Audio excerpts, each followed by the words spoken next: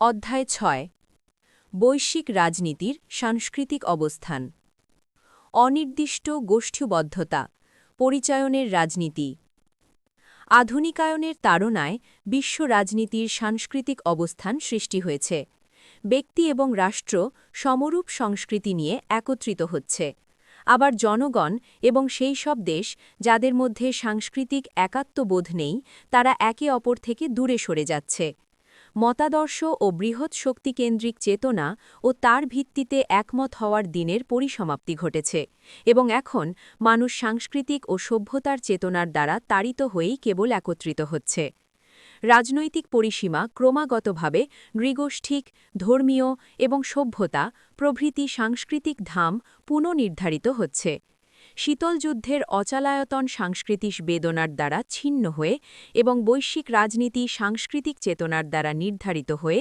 তা সংঘাতের কেন্দ্রীয় স্থানে অবস্থান নিচ্ছে শীতল যুদ্ধ চলাকালীন একটি দেশ জোট নিরপেক্ষ থাকতে পারত এমন অবস্থানে বেশ কিছু দেশ ছিল কিংবা একটি দেশ তার জোটগত অবস্থানের বদল ঘটাতে পারত এসব ঘটনা বহুবার ঘটেছে ওইসব দেশের নেতারা তাদের নিরাপত্তার কথা ভেবে কিংবা তাদের ভারসাম্যগত সমীকরণে অথবা তাদের আদর্শগত বিবেচনায় এমন জোটগত অবস্থানের অদলবদল ঘটাতেন শীতল যুদ্ধবিহীন নতুন বিশ্বে সাংস্কৃতিক পরিচয়েই সকল কিছুর নিয়ামক হিসাবে কাজ করছে এ দৃষ্টিতে শত্রু এবং মিত্র নির্ধারণ করা হয়ে থাকে একটি দেশ শীতল যুদ্ধ সম্বলিত জোট এড়িয়ে চলতে পারলেও তার পক্ষে পরিচয়বিহীন থাকা সম্ভব নয় প্রশ্ন হল আপনি কোন পক্ষের এই প্রশ্নটি আরও বেশি মৌলিক প্রশ্ন যেমন আপনি কে দ্বারা প্রতিস্থাপিত হয়েছে প্রত্যেক দেশেরই এ প্রশ্নের উত্তর আছে উত্তরটি কি হবে উত্তর হল এই যে কোনো দেশের সাংস্কৃতিক পরিচয়ই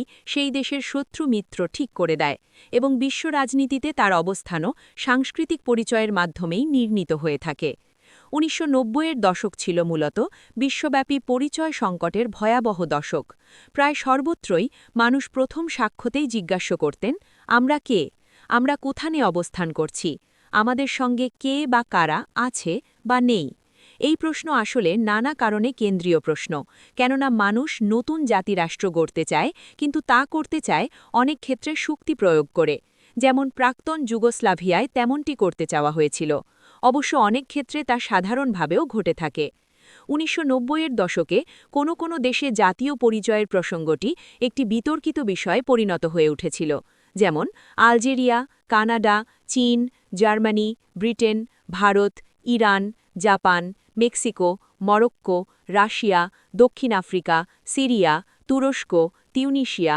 ইউক্রেন এবং মার্কিন যুক্তরাষ্ট্র প্রমুখ পরিচয়ের প্রশ্নে যে বিষয়গুলো মানুষের নিকট মুখ্য বলে বিবেচিত হয় তা হল রক্তের সম্পর্ক ও বিশ্বাসাবলী পারিবারিক চেতনা ও ধর্মীয় বিধানাবলী ইত্যাদি মানুষ তাদেরই আপন মনে করে যাদের সঙ্গে তার নিজের পূর্বপুরুষ ধর্ম ভাষা মূল্যবোধ এবং প্রতিষ্ঠানাদির মিল খুঁজে পায় অন্যদিকে যাদের সঙ্গে উল্লিখিত বিষয়গুলোর তফাৎ লক্ষ্য করে থাকে সেখানে সে নিজেকে বা তার বিরুদ্ধ অথবা বিপরীত গোষ্ঠীকে পৃথক মনে করে থাকে অস্ট্রিয়া ফিনল্যান্ড এবং সুইডেন সাংস্কৃতিকভাবে পশ্চিমা বিশ্বের অংশ কিন্তু লক্ষণীয় বিষয় হল তারা পশ্চিমা বিশ্ব থেকে পৃথক ছিল এবং শীতল যুদ্ধের সময় নিশ্চুপ বা নিরপেক্ষ অবস্থানে ছিল তারা এখন আবার তাদের সাংস্কৃতিক কুটুম তথা ইউরোপীয় ইউনিয়নের সঙ্গে একাত্ম হয়ে যাচ্ছে প্রাক্তন ওয়ার্শো চুক্তির অধীনস্থ দেশসমূহের মধ্যে পোল্যান্ড হাঙ্গেরি চেক প্রজাতন্ত্র এবং স্লোভাকিয়া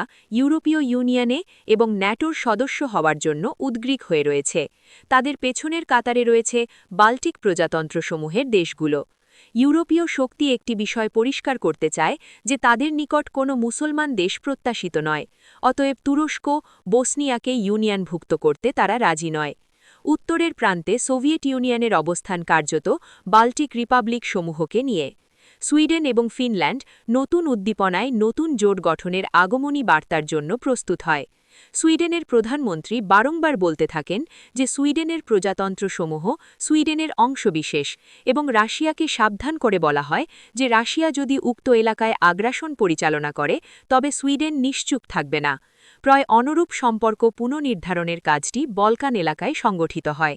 শীতল যুদ্ধকালীন গ্রিস এবং তুরস্ক ন্যাটো জোটের অন্তর্ভুক্ত ছিল, কিন্তু বুলগেরিয়া ও রুমানিয়া ওয়ার্সো জোটের আওতাভুক্ত অবস্থানে ছিল, আর আলবেনিয়া কখনও বিচ্ছিন্ন আবার কখনও কমিউনিস্ট চীনের সঙ্গে তাল মিলাত। এই ধরনের জটিল কোডগত অবস্থান অর্থাৎ শীতল যুদ্ধাবস্থায় জোটসমূহ ইসলাম এবং অর্থোডক্স সত্তা দুটিকে আমলে নেয়নি। বলকান এলাকায় নেতৃত্বে গ্রিস, সার্ব এবং বুলগেরীয়দের মধ্যে অর্থোডক্স জোটকে স্বচ্ছ করতে উদ্গ্রীব ছিল। বলকান যুদ্ধ সম্পর্কে গ্রিসের প্রধানমন্ত্রী অভিযোগ করেন যে উপরিভাবে এসেছিল অর্থোডক্স সম্পর্কের শেষ আশ্রয় হিসাবে, এটি ছিল একটি অঙ্গীকার বিশেষ।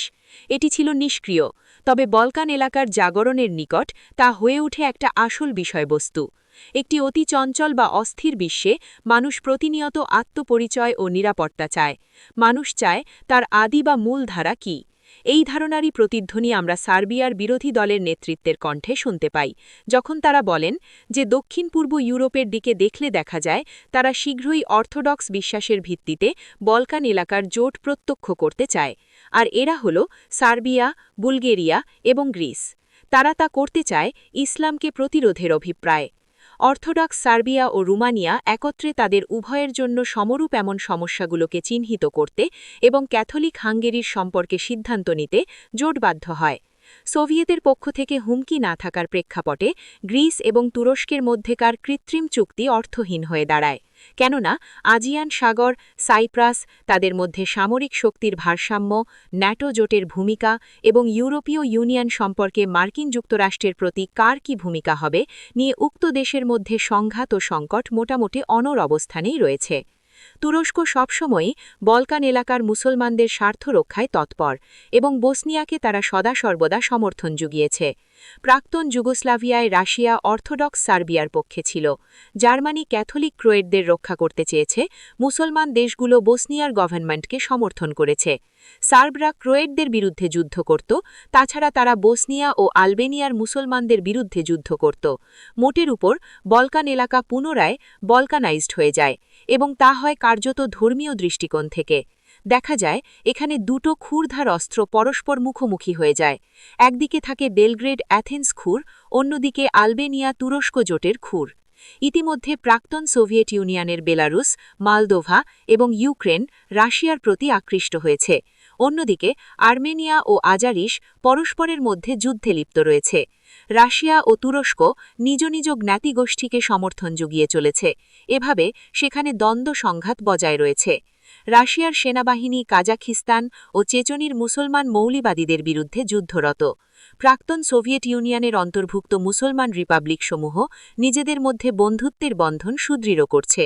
অর্থনৈতিক ও সামাজিক উন্নয়নে একে অন্যকে সাহায্য সহযোগিতার হস্ত প্রসারিত করে চলেছে এবং তাদের প্রতিবেশী মুসলিম রাষ্ট্রগুলোর সঙ্গে সম্পর্ক উন্নত করতে চেষ্টা চালিয়ে চলেছে। তুরস্ক, ইরান ও সৌদি আরব নতুন মুসলিম রিপাবলিকসমূহের সঙ্গে বন্ধুত্ব গড়া ও সাহায্য সহযোগিতা প্রদান করতে মরিয়া হয়ে উঠেছে। পাক ভারত উপমহাদেশে কাশ্মীর ইস্যুতে ভারত ও পাকিস্তানের মধ্যে অনবরত সংঘাত ঘটে চলেছে। তারা একে অপরের সঙ্গে সামরিক শক্তির ভারসাম্য বজায় রাখছে এবং ভারতের অভ্যন্তরে মুসলমান ও হিন্দু উত্থান আশঙ্কাজনকভাবে বৃদ্ধি পাচ্ছে। পূর্ব এশিয়ার ৬টি ভিন্ন ভিন্ন সভ্যতা তাদের সামরিক শক্তি বৃদ্ধির প্রতিযোগিতায় উন্মত্ত হয়ে উঠেছে। তাছাড়া তাদের মধ্যে সীমান্ত সংক্রান্ত বিরোধও তুঙ্গে উঠেছে। চীন, তাইওয়ান, হংকং এবং সিঙ্গাপুর এবং বিদেশে বসবাসরত চীনারা ক্রমাগত নিজত্বের প্রতি ঝুঁকে পড়ছে, আর সেই সঙ্গে আপন শেকড় তথা নিজ ভূমির প্রতি দুর্বল হচ্ছে। দুই কোরিয়া দ্বিধাদ্বন্দ্ব ও সংকোচের সঙ্গে হলেও দেখা যায় ক্রমান্বয়ে ঐকতানের দিকে এগুচ্ছে। দক্ষিণ পূর্ব এশিয়ায় একদিকে মুসলমান জনগোষ্ঠী, অন্যদিকে চীনা এবং খ্রিস্টের অনুসারীদের মধ্যে সংঘাতের আশঙ্কা স্পষ্ট হয়ে উঠেছে এবং হয়তো কোনো সময়ে তা মারাত্মক রূপ নিতে পারে। দক্ষিণ আমেরিকার অর্থনৈতিক জোট মার্কোজার, আন্দ্রেয়ান চুক্তি, ত্রিপক্ষীয় চুক্তি, মেক্সিকো, কলম্বিয়া, ভেনেজুয়েলা, মধ্য আমেরিকান সাধারণ বাজারে একটি নতুন জীবনধারা প্রবাহিত করে চলেছে। এভাবে দেখা যায় সেখানে ইউরোপীয় ইউনিয়নের আদলে সাংস্কৃতিক মিলের বিষয়গুলোকে মাথায় রেখে একটি ঐক্য প্রক্রিয়ার দিকে এগিয়ে চলেছে। প্রায় একই সময় মার্কিন যুক্তরাষ্ট্র এবং কানাডা মেক্সিকোকে আত্মীভূত করার জন্য উত্তর আমেরিকায় মুক্ত বাণিজ্য এলাকা গড়ে তুলতে সচেষ্ট হয়েছে। অবশ্য এর সাফল্য নির্ভর করবে মেক্সিকোর ওপর, কেননা সেক্ষেত্রে মেক্সিকোকে লাতিন আমেরিকার সংস্কৃতি থেকে বেরিয়ে এসে উত্তর আমেরিকার সংস্কৃতির সঙ্গে একাত্ম হয়ে যেতে হবে। শীতল যুদ্ধাবসানের পর্যায়ে সমগ্র বিশ্বের রাষ্ট্রসমূহ পরিবর্তিত পরিস্থিতিতে নতুন সম্পর্ক স্থাপন এবং নতুন জোট গঠনের কাজে ব্যাপৃত আছে। তারা অনির্দিষ্ট গোষ্ঠীবদ্ধতার নিগড়ে আবদ্ধ হয়ে পড়েছে। তারা গোষ্ঠীবদ্ধ হতে গিয়ে নিজেদের সংস্কৃতি ও সভ্যতার সঙ্গে মিল রয়েছে এমন দেশকেই বাছাই করে নিচ্ছে। রাজনীতিবিদরাও পিছিয়ে নেই, তারা জনগণকে বৃহত্তর জাতীয় পরিচয়ে উদ্বুদ্ধ করতে নানারূপ কৌশলে এগিয়ে যাচ্ছে। বৃহত্তর সার্বিয়া, বৃহত্তর চীন, বৃহত্তর তুরস্ক, বৃহত্তর হাঙ্গেরি, বৃহত্তর ক্রোয়েশিয়া, বৃহত্তর আজারবাইজান, বৃহত্তর রাশিয়া, বৃহত্তর আলবেনিয়া, বৃহত্তর ইরান এবং বৃহত্তর উজবেকিস্তান স্লোগান আজ অহরহ উচ্চারিত হচ্ছে। প্রশ্ন আসে যে সবসময় কি রাজনৈতিক ও অর্থনীতি সম্পর্কিত ইস্যুতে গড়ে ওঠা গোষ্ঠীবাদের পশ্চাতে সংস্কৃতি ও সভ্যতার বিষয়টি কাজ করে থাকে? অবশ্যই তেমন নয়। শক্তির ভারসাম্য বজায় রাখতে ইতিহাসে দেখা যায় দেশগুলো বিভিন্ন ধর্মী সংস্কৃতি ও সভ্যতা সম্মিলিত সত্তার সঙ্গে চুক্তি বা গোষ্ঠী গঠন করেছে। যেমন ফ্রান্সিস হ্যাপার্সবার্গের বিরুদ্ধে অটোম্যানদের সঙ্গে যুক্ত হয়েছিলেন। তাছাড়া ইতিহাসের এক বিশেষ মুহূর্তে সংকট থেকে উত্তরণের নিমিত্তে গঠিত জোট সময় পরিবর্তনের সঙ্গে সঙ্গে অর্থহীন হয়ে পড়তে পারে। সেক্ষেত্রে নতুন অবস্থায় নতুন করে জোট ও মিত্র খোঁজার দরকারের মধ্যে অস্বাভাবিকত বলে কিছু নেই। গ্রিস এবং তুরস্ক নিঃসন্দেহে ন্যাটোর সদস্যভুক্ত থাকবে, কিন্তু ন্যাটোভুক্ত দেশসমূহের সঙ্গে তাদের সম্পর্ক নরম গরম দুধরনেরই থেকে যাবে। একইভাবে জাপান এবং কোরিয়ার সঙ্গে মার্কিন যুক্তরাষ্ট্রের মৈত্রী, ইসরায়েলের সঙ্গে তার অপ্রাতিষ্ঠানিক সখ্য, পাকিস্তানের সঙ্গে নিরাপত্তা বিষয়ক সুসম্পর্ক এ সবই উদাহরণ হিসাবে আনা যায়। বিভিন্ন ধর্মী সংস্কৃতি ও সভ্যতার প্রতিনিধিত্বকারী আন্তর্জাতিক সংস্থা যেমন আসিয়ান ঐক্য ও সংহতি বজায় রাখতে ক্রমাগতভাবে হিমশিম খাচ্ছে। পাকিস্তান এবং ভারত শীতল যুদ্ধযুগে বিভিন্ন বৃহৎ শক্তির সঙ্গে সম্পর্ক রেখেছিল, কিন্তু এখন সংস্কৃতি নির্ভর রাজনীতির চাপে তারা উভয়ই পরিবর্তিত পরিস্থিতিতে নতুন নতুন মিত্র ও গোষ্ঠীর সন্ধানে রয়েছে এবং পুরাতন জোটসমূহের সঙ্গে সম্পর্ক পুনর্মূল্যায়ন ও পুনর্গঠন করে চলেছে। আফ্রিকার দেশসমূহ যদিও মূলত শীতল যুদ্ধযুগে সোভিয়েতের বিপরীতে মার্কিন যুক্তরাষ্ট্রের সঙ্গেই ছিল, কিন্তু শীতল যুদ্ধাবসানের পরবর্তী পরিস্থিতিতে বিশেষ করে দক্ষিণ আফ্রিকা সংস্কৃতির বাস্তবতার আলোকে সম্পর্ক পুনর্নির্ধারণ করে চলেছে। কোনো কোনো সংস্কৃতি বা সমরূপতা সম্পন্ন জাতি ও সভ্যতার মধ্যে ঐক্য তৈরি করে বা বিপরীতভাবে অমিলের কারণে দ্বন্দ্ব ও সংঘাত প্রাধান্য পেয়ে থাকে। প্রথমত, কারো কারো বহু শাখাবিশিষ্ট আত্মপরিচয় থাকতে পারে, যা আত্মীয়তা, পেশা, সংস্কৃতি, প্রতিষ্ঠান, ভৌগোলিক, শিক্ষা সম্পর্কিত, দলগত, মতাদর্শগত এবং অন্যান্য বিষয়ের সঙ্গে সম্পর্ক থাকতে পারে। পরিচয়ের একটি উপাদানের সঙ্গে অন্য একটি উপাদান সংঘাতের পর্যায়ে আসতে পারে এবং এর একটি ধ্রুপদী উদাহরণ হিসাবে জার্মানির এক ঘটনার কথা বলা যেতে পারে। ১৯১৪ সালে জার্মানিতে শ্রমিকরা তাদের শ্রেণী পরিচয় প্রতিষ্ঠার নিমিত্তে আন্তর্জাতিক সর্বহারা সংগঠনের সঙ্গে যুক্ত হলেও তাদের জাতীয় পরিচয় কিন্তু জার্মানির জনগণ এবং সরকারের সঙ্গেই থেকে যায়। অধুনা বিশ্বে নাটকীয়ভাবে আত্মপ্রশ্নে অন্যান্য উদাহরণের তুলনায় সাংস্কৃতিক পরিচয় প্রাধান্যের শীর্ষে উঠে এসেছে। একটি একক উপাদান তাৎক্ষণিকভাবে মুখোমুখি পর্যায়ে অর্থবহ হতে পারে।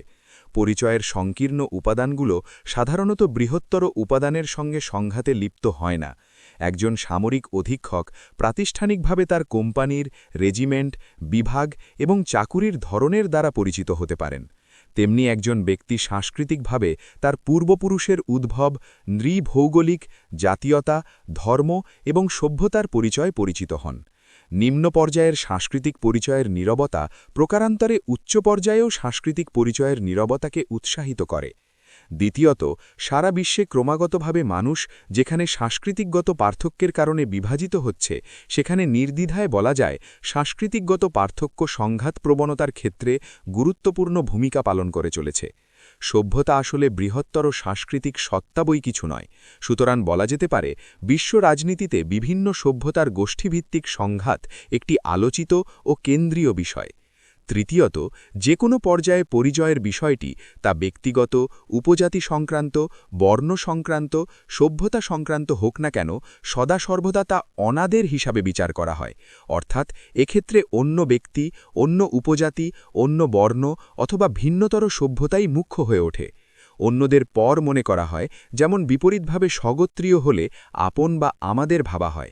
অবশ্য একই সভ্যতার ভেতরেও ভিন্ন রাষ্ট্রবিন্যাস থাকা অস্বাভাবিক নয়, কিন্তু তারপরেও ওই রাষ্ট্রগুলো অন্য সভ্যতার রাষ্ট্রগুলো থেকে পৃথক সত্তা হিসাবেই বিচার্য।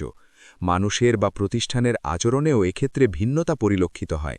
স্বগোত্রীয় হলে বলা হয় আমাদের মতো, স্বগোত্রীয় না হলে আমাদের মতো নয় বিধায় বঞ্চনা অনিবার্য। তাই দেখা যায় সভ্যতা নির্বিশেষে আচরণ একরূপ সম্পন্ন নয়। খ্রিস্টীয় সাম্রাজ্যের রাষ্ট্রীয় আইনকানুন প্রয়োগ ও সুবিধাদি বণ্টনের বেলায় খ্রিস্টানরা অগ্রাধিকার পেতেন এবং বিপরীতভাবে তুর্কিরা বঞ্চনার শিকার হতেন। মুসলমানেরাও দারুল ইসলাম এবং দারুল হবের ক্ষেত্রে দুই ধরনের দৃষ্টিভঙ্গি ও কার্যক্রম পরিচালনা করে থাকেন। চীনেরাও চীনদেশীয়দের সঙ্গে সুখকর আচরণ করলেও চীনে বিদেশিরা তেমন সমান তালের সুখকর আচরণ পায় না। সভ্যতার পরিমাপে আমাদের এবং সভ্যতা বহির্ভূত তাদেরের মনোভাবসম্পন্ন আচরণগত ভিন্নতা ইতিহাসে চলচ্ছক্তিহীন এক ধ্রুবসত্য হয়ে রয়েছে। এই ধরনের সভ্যতার অভ্যন্তরস্থ এবং সভ্যতার বহির্ভূত নিজ নিজ দৃষ্টিতে সদস্যদের প্রতি বৈষম্যমূলক আচরণের বিষয়টি এভাবে ব্যাখ্যাত হতে পারে, যথা: ১. নিজ সভ্যতা বহির্ভূত মানুষজনের প্রতি মনে করা হয় তারা নিম্নমানের অথবা উচ্চমানের, অর্থাৎ যে কোনো বিচারেই সমমানের নয়। ২. অন্য সভ্যতাভুক্ত মানুষের বিষয়ে আস্থাহীনতা ও তাদের বিশ্বাস না করা। ৩. ভাষাগত এবং সিভিল আচরণগত পার্থক্য থাকার দরুন অন্য সভ্যতাভুক্ত মানুষজনের সঙ্গে যোগাযোগ সমস্যার কারণে সৃষ্ট পরিস্থিতি। ৪. অন্য সভ্যতার মানুষের আচার-আচরণ, জীবনধারা, মনন, চিন্তা-চেতনা, সামাজিক রীতি সম্পর্কে অজানা থাকার দরুন সংকোচ ইত্যাদি। অধুনা বিশ্বে যোগাযোগ ও যাতায়াত ব্যবস্থার প্রস্তর উন্নতির ফলে ভিন্ন ভিন্ন সভ্যতার মানুষের ভেতর ঘন ঘন মেলামেশা, ভাবের আদান-প্রদান ঘটে চলেছে। এ কারণে তাদের সভ্যতা সম্পর্কিত পরিচয়টি ততটা কার্যকর নয়। ফরাসি, জার্মান, বেলজীয় এবং ডাচগণ নিজেদেরকে ইউরোপীয় ভাবতে ভালোবাসে। মধ্যপ্রাচ্যের মুসলমানেরা নিজেদেরকে বসনিয়া ও চেচেনদের সঙ্গে একাত্ম করে ফেলে। পূর্ব এশিয়ায় বসবাসরত চীনেরা পরস্পরের মধ্যে সখ্য গড়ে তোলে মূল ভূখণ্ডের মতোই। রুশরা সার্বিয়া ও অন্যান্য অর্থোডক্সদের সঙ্গে নিজেদের একরূপ ভাবে এবং তাদের স্বার্থরক্ষায় উদ্গ্রীব হয়ে ওঠে। এ ধরনের মনোভাবের দুটো দিক রয়েছে, যথা: এর ফলে বৃহত্তর আঙ্গিকে সভ্যতার পরিচয় আরও সুগভীর হয় এবং আমাদের ও তাদের বিষয়টি সংরক্ষিত হয়। চতুর্থত, বিভিন্ন সভ্যতার আওতাধীন রাষ্ট্র এবং গোত্রের মধ্যে সংঘাতের বিভিন্ন দিক রয়েছে, যেমন মানুষকে নিয়ন্ত্রণের মনোভাব, ভূখণ্ড দখল বা দখলমুক্তকরণ, সম্পদের মালিকানা, সুযোগ সুবিধার দখলদার হওয়া, আপেক্ষিকভাবে ক্ষমতাশালী হওয়ার কামনা বা মানুষের নিজস্ব মূল্যবোধ, সংস্কৃতি, প্রতিষ্ঠানাদি সম্পর্কে অন্য গোষ্ঠীর সঙ্গে তুলনামূলক বিচারে নিজস্ব ধারায় কাজকর্ম করার ক্ষমতা অর্জন করা ও তা বাস্তবায়ন করতে চাওয়া। বিভিন্ন সাংস্কৃতিক গোষ্ঠীর মধ্যে সংঘাত ও দ্বন্দ্ব আসলে একটি সাংস্কৃতিক ইস্যু বই কিছু নয়। ধর্মনিরপেক্ষ মতাদর্শ সম্পর্কে মার্ক্সীয়, লেনিনীয় এবং উদারনৈতিক গণতন্ত্রের মধ্যে ধারণাগত পার্থক্য বিতর্কযোগ্য যদি তার অবসান না ঘটে। বস্তুগত স্বার্থের বিবাদ আলাপ আলোচনার মাধ্যমে প্রায়শই সমাধানযোগ্য হলেও সাংস্কৃতিক ইস্যুগুলোর মধ্যে সৃষ্ট পার্থক্য ওই পথে সমাধান সম্ভব নয়। ভারতে হিন্দু ও মুসলমানদের মধ্যে অযোধ্যায় একই স্থানে মসজিদ বা মন্দির স্থাপনা বা মসজিদ ভেঙে মন্দির স্থাপনার ইস্যুটি আলাপ আলোচনার মাধ্যমে সুরাহা করা বা দুটি পথ এক্ষেত্রে একত্রে স্থাপন করা মোটেও সম্ভব নয়। একইভাবে কসোভো সম্পর্কিত সমস্যার সমাধান দেওয়া সহজ নয়। ইহুদি ও আরবীয়দের জেরুজালেম সম্পর্কিত সমস্যার সমাধানও দুঃসাধ্য, কেননা ওইসব সমস্যা ঐতিহাসিকভাবে সংস্কৃতি ও সংশ্লিষ্ট মানুষের আবেগ দ্বারা পরিবেষ্টিত হয়ে রয়েছে। তেমনিভাবে ফরাসি কর্তৃপক্ষ আর মুসলমান অভিভাবকেরা মুসলমান মেয়ে শিক্ষার্থীদের মাথায় হিজাব পরার বিষয়টি পরস্পরের যুক্তিকে একত্রিত করে সবার জন্য গ্রহণযোগ্য একটি সমাধান বের করা অসম্ভব। সুতরাং সাংস্কৃতিক ইস্যুর ক্ষেত্রে পছন্দ অপছন্দ, হাঁ অথবা না কিংবা শূন্য সংখ্যার নিগড়ে আবদ্ধ, এর মধ্যবর্তী কোনো রাস্তা খোলা নেই। পঞ্চমত, বলা যায় সাংস্কৃতিক সংঘাত সর্বব্যাপী। মানুষ এটিকে ঘৃণা করুক, নিজস্ব বিবেকে মানুষ শত্রু চিহ্নিত করে থাকে, যেমন ব্যবসায়ী প্রতিদ্বন্দ্বী, প্রাপ্তির বেলায় প্রতিদ্বন্দ্বী থাকে, রাজনীতির ক্ষেত্রে থাকে প্রতিদ্বন্দ্বী ইত্যাদি। স্পষ্টতই এবং স্বাভাবিকভাবেই তাদের মধ্যে পারস্পরিক বোঝাপড়ার অভাব থাকে অবিশ্বাস ও পরস্পরের প্রতি হুমকি, কেননা তারা একে অপর থেকে পৃথক এবং মনে করে একজন অন্যজনের ক্ষতির কারণ হয়ে দাঁড়াতে পারে। এর সমাধান অর্থাৎ শত্রু ভাবানোপন্ন অবস্থার শূন্যতা ব্যক্তিগত, সামাজিক ও রাজনৈতিক শক্তির ক্ষেত্রে নতুন প্রতিপক্ষের জন্য দিয়ে থাকে। আমাদের এবং বিপরীত তাদের ধারায় চিন্তার প্রবণতাকে আলী মাজরুই বলেন, এটি আদতে পলিটিক্যাল অঙ্গনে চিরন্তন বা সর্বজনীন বিষয়। বর্তমান সময়ে তাদের অনুজ্ঞাটি ব্যাপক থেকে ব্যাপকতরভাবে ভিন্ন সভ্যতার সদস্যদের চিহ্নিত করতেই ব্যবহৃত হচ্ছে। শীতল যুদ্ধ বা আচরণের মোহে সংস্কৃতি ও সভ্যতা সংক্রান্ত দ্বন্দ্ব ও সংঘাতের পরিসমাপ্তি ঘটেনি, বরং এই বিষয়গুলো নতুন করে জাগ্রত হয়েছে এবং নতুন মাত্রা ও গতি লাভ করেছে। অন্যদিকে একথাও সত্য যে বিভিন্ন প্রকার আঞ্চলিক জোটের মাধ্যমে স্থানীয়ভাবে সাংস্কৃতিক সমরূপতা এবং সেই মতো সাধারণ বিষয়গুলোর একত্রীকরণ এবং সাধারণ, কিছুটা সর্বজনীন এবং একাত্মবোধের অগ্রগতিও হচ্ছে।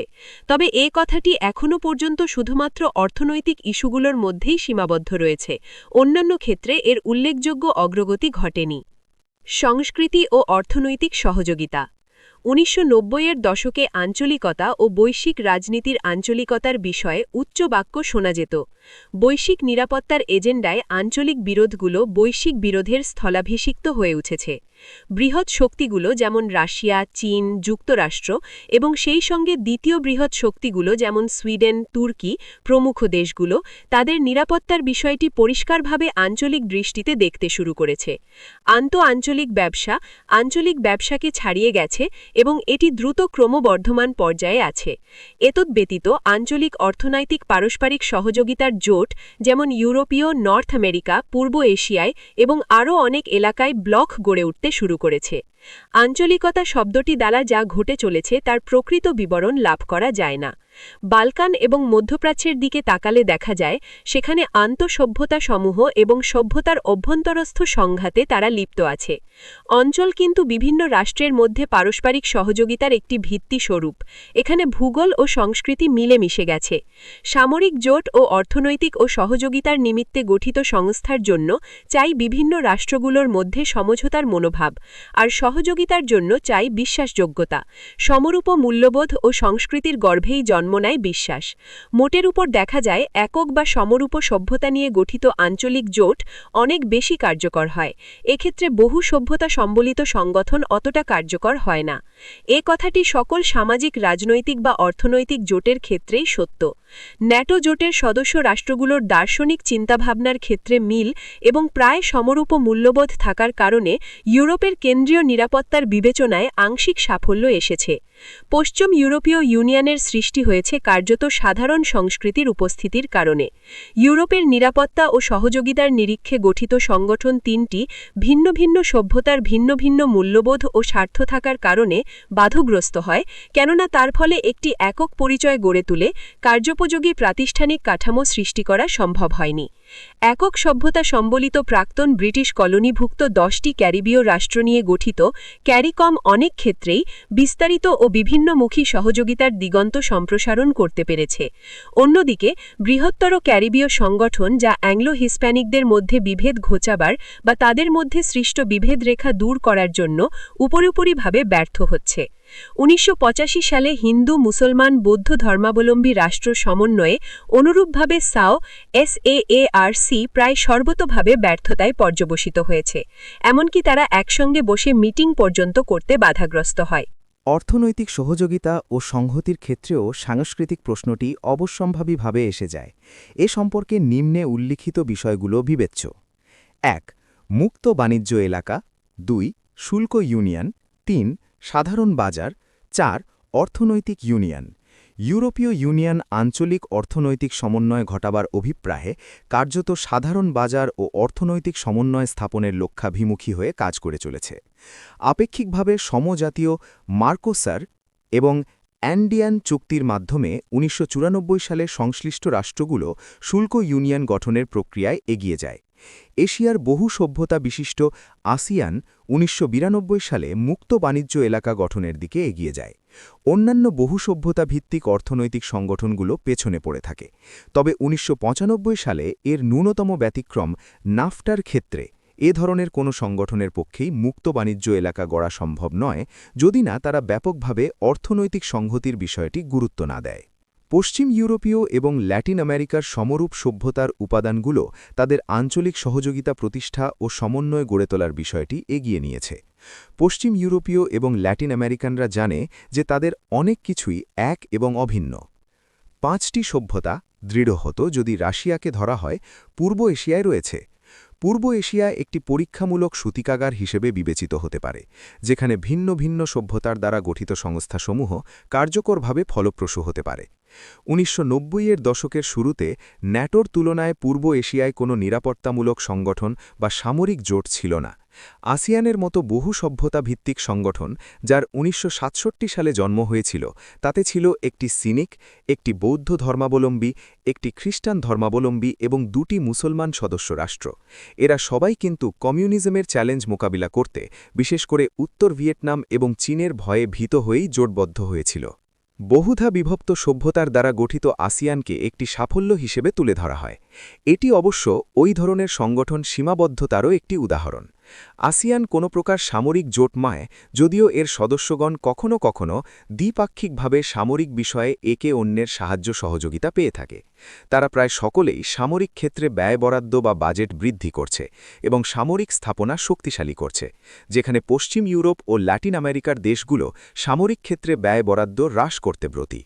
অর্থনীতির ক্ষেত্রে আসিয়ান শুরু থেকেই যে লক্ষ্য স্থির করে এগিয়ে গিয়েছিল তা হল অর্থনৈতিক সহযোগিতা, কিন্তু অর্থনৈতিক সংহতি বিধান নয়। এর ফলে আঞ্চলিকতার মতো বিষয়টি নিরহংকার পদক্ষেপে এগিয়ে গেছে। এমনকি মুক্ত বাণিজ্য এলাকা সেখানে একবিংশ শতাব্দীর আগে অবলোকন করতে চাওয়া হয়নি।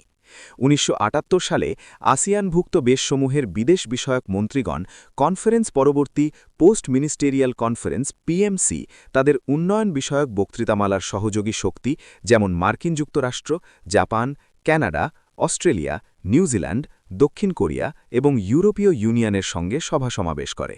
এই পিএমসি মূলত প্রাথমিকভাবে দ্বিপাক্ষিক বিষয়সমূহ আলোচনা করার জন্য একটি ফোরাম, যা কোনোভাবেই কোনো প্রকার নিরাপত্তা ইস্যু নিয়ে কাজ করতে অপারগ।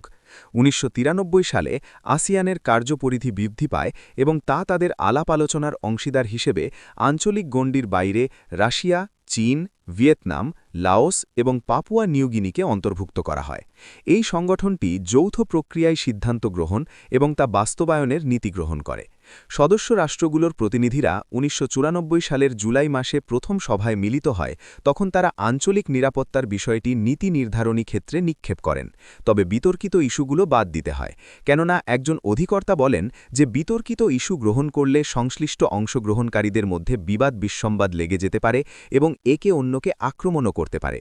প্রকৃতপক্ষে আসিয়ানের এসব অংশ কিন্তু বহুধা বিভক্ত সভ্যতার দ্বারা গঠিত আঞ্চলিক জোটের সাধারণ সীমাবদ্ধতা ব্যতীত কিছু নয়। অর্থবহ পূর্ব এশীয় আঞ্চলিক সংগঠনের আবির্ভাব হবে যখন ওই অঞ্চলে সাংস্কৃতিকভাবে সাযুজ্য আসবে, যা তাদেরকে স্থায়িত্ব দেবে। পূর্ব এশীয় সংগঠনগুলোর সদস্য রাষ্ট্রের মধ্যে অবশ্যই কিছু সাধারণ মিল রয়েছে, যা তাদেরকে পশ্চিমা সভ্যতা ও সংস্কৃতি থেকে পৃথক করে থাকে। মালয়েশিয়ার প্রধানমন্ত্রী মাহাথির মোহাম্মদ যুক্তি দেখান যে এই সাধারণ ন্যূত্বই হল তাদের সংস্থার শ্বাসবায়ু, যা তাদেরকে অর্থনৈতিক সংস্থা গঠনে উদ্বুদ্ধ করেছে। মায়ানমার, হংকং, দক্ষিণ কোরিয়া এবং অতি গুরুত্বপূর্ণ হল চীন ও জাপানকে আসিয়ানভুক্ত করে নেওয়া। মাহাথির আরও যুক্তি দেখান যে ইস্ট এশিয়ান ইকোনমিক ককাস ইএএসি এর শেকড় একই রকম সংস্কৃতি বা সাধারণ সংস্কৃতির মধ্যে গ্রথিত রয়েছে। ভাবতে হবে যে এটি কেবলমাত্র কোনো ভৌগোলিক সংগঠন নয়, এটি একটি সাংস্কৃতিক সংগঠনও। যদিও পূর্ব এশীয় নয়, তথাপি সাংস্কৃতিকভাবে তাদের মধ্যে বহু মিল রয়েছে। ইউরোপীয়দের দল রয়েছে, আমেরিকানদের দল রয়েছে, সুতরাং আমাদেরও অর্থাৎ পূর্ব এশীয়দেরও দল থাকতে হবে। এর উদ্দেশ্য সম্পর্কে তার একজন সহযোগী বলেন যে এই সংস্থায় অন্তর্ভুক্ত দেশগুলো আঞ্চলিক বাণিজ্যকে এগিয়ে নেবে এবং এর ভিত্তি হবে তাদের মধ্যেকার সাংস্কৃতিক সাযুজ্য। ইয়েকের গূঢ় রহস্যই হল অর্থনীতি কার্যত সংস্কৃতিকেই অনুসরণ করে। অস্ট্রেলিয়া, নিউজিল্যান্ড এবং মার্কিন যুক্তরাষ্ট্রকে এই সংস্থা থেকে বাদ দিতে হয়েছে, কেননা সাংস্কৃতিকভাবে তারা এশীয় নয়। ইয়েকের সাফল্য তাই সর্বতোভাবে জাপান ও চীনের অংশগ্রহণের ওপর নির্ভরশীল। মাহাথির জাপানিদের অংশগ্রহণের জন্য আহ্বান জানান এবং বলেন যে জাপান হল এশিয়া, জাপান হল পূর্ব এশিয়া, একথা তিনি জাপানি শ্রোতা দর্শকদের সম্মুখেই বলেছেন। তিনি তাদের আরও বলেন যে আপনারা এই ভৌগোলিক সাংস্কৃতিক বাস্তবতা থেকে মুখ ফিরিয়ে নিতে পারবেন না, কেননা আপনারা এর মধ্যে বিলীন হয়ে রয়েছেন। জাপানি সরকার অবশ্য ইএএসিতে অংশ নিতে ইচ্ছুক ছিল না। এর দুটো কারণ ছিল। প্রথমত, তারা আমেরিকাকে চটাতে চায়নি। দ্বিতীয়ত, পুরোপুরিভাবে এশীয় হতেও তারা দ্বিধাগ্রস্ত। যদি জাপান ইএএসিতে যোগদান করে তবে সংস্থাটি তাদের পদানত হবে এবং সেক্ষেত্রে চীনের সঙ্গে তাদের বৈরী অবস্থা সৃষ্টি হবে। বহু বছর ধরে জাপান একটি ইএন ব্লক সৃষ্টির চেষ্টায় বিভোর, যার দ্বারা তারা ইউরোপীয় ইউনিয়ন এবং নাফটার সঙ্গে ভারসাম্য বজায় রাখতে পারে। তবে জাপান হল একটি একাকিত্ব সম্পন্ন দেশ, যার সঙ্গে প্রতিবেশীদের সাংস্কৃতিক যোগাযোগ খুবই ক্ষীণ এবং সম্ভবত এই কারণেই ১৯৯৫ সাল পর্যন্ত সেখানে কোনো প্রকার ইএন ব্লক স্বপ্ন বাস্তবায়িত হয়নি। আসিয়ান খুব ধীর গতিতে সামনে এগোচ্ছে, কিন্তু ইয়েন ব্লক এখনও স্বপ্নই রয়ে গিয়েছে। জাপানের দোদুল্যমানতা এবং ইএইসি এর শক্ত ভিত্তি না পাওয়া সত্ত্বেও পূর্ব এশিয়ার অর্থনৈতিক তৎপরতা নাটকীয়ভাবে বৃদ্ধি পাচ্ছে। এ অগ্রগতির মূলে রয়েছে পূর্ব এশিয়ার চীনা সম্প্রদায়ের মধ্যে স্থাপিত সাংস্কৃতিক বন্ধন। তাহলে দেখা যায় পূর্ব এশিয়ার অন্যান্য এলাকার মতো সাংস্কৃতিক সাধারণত্বই হল সকল অর্থনৈতিক সংহতি ও অগ্রগতির মূল মন্ত্র।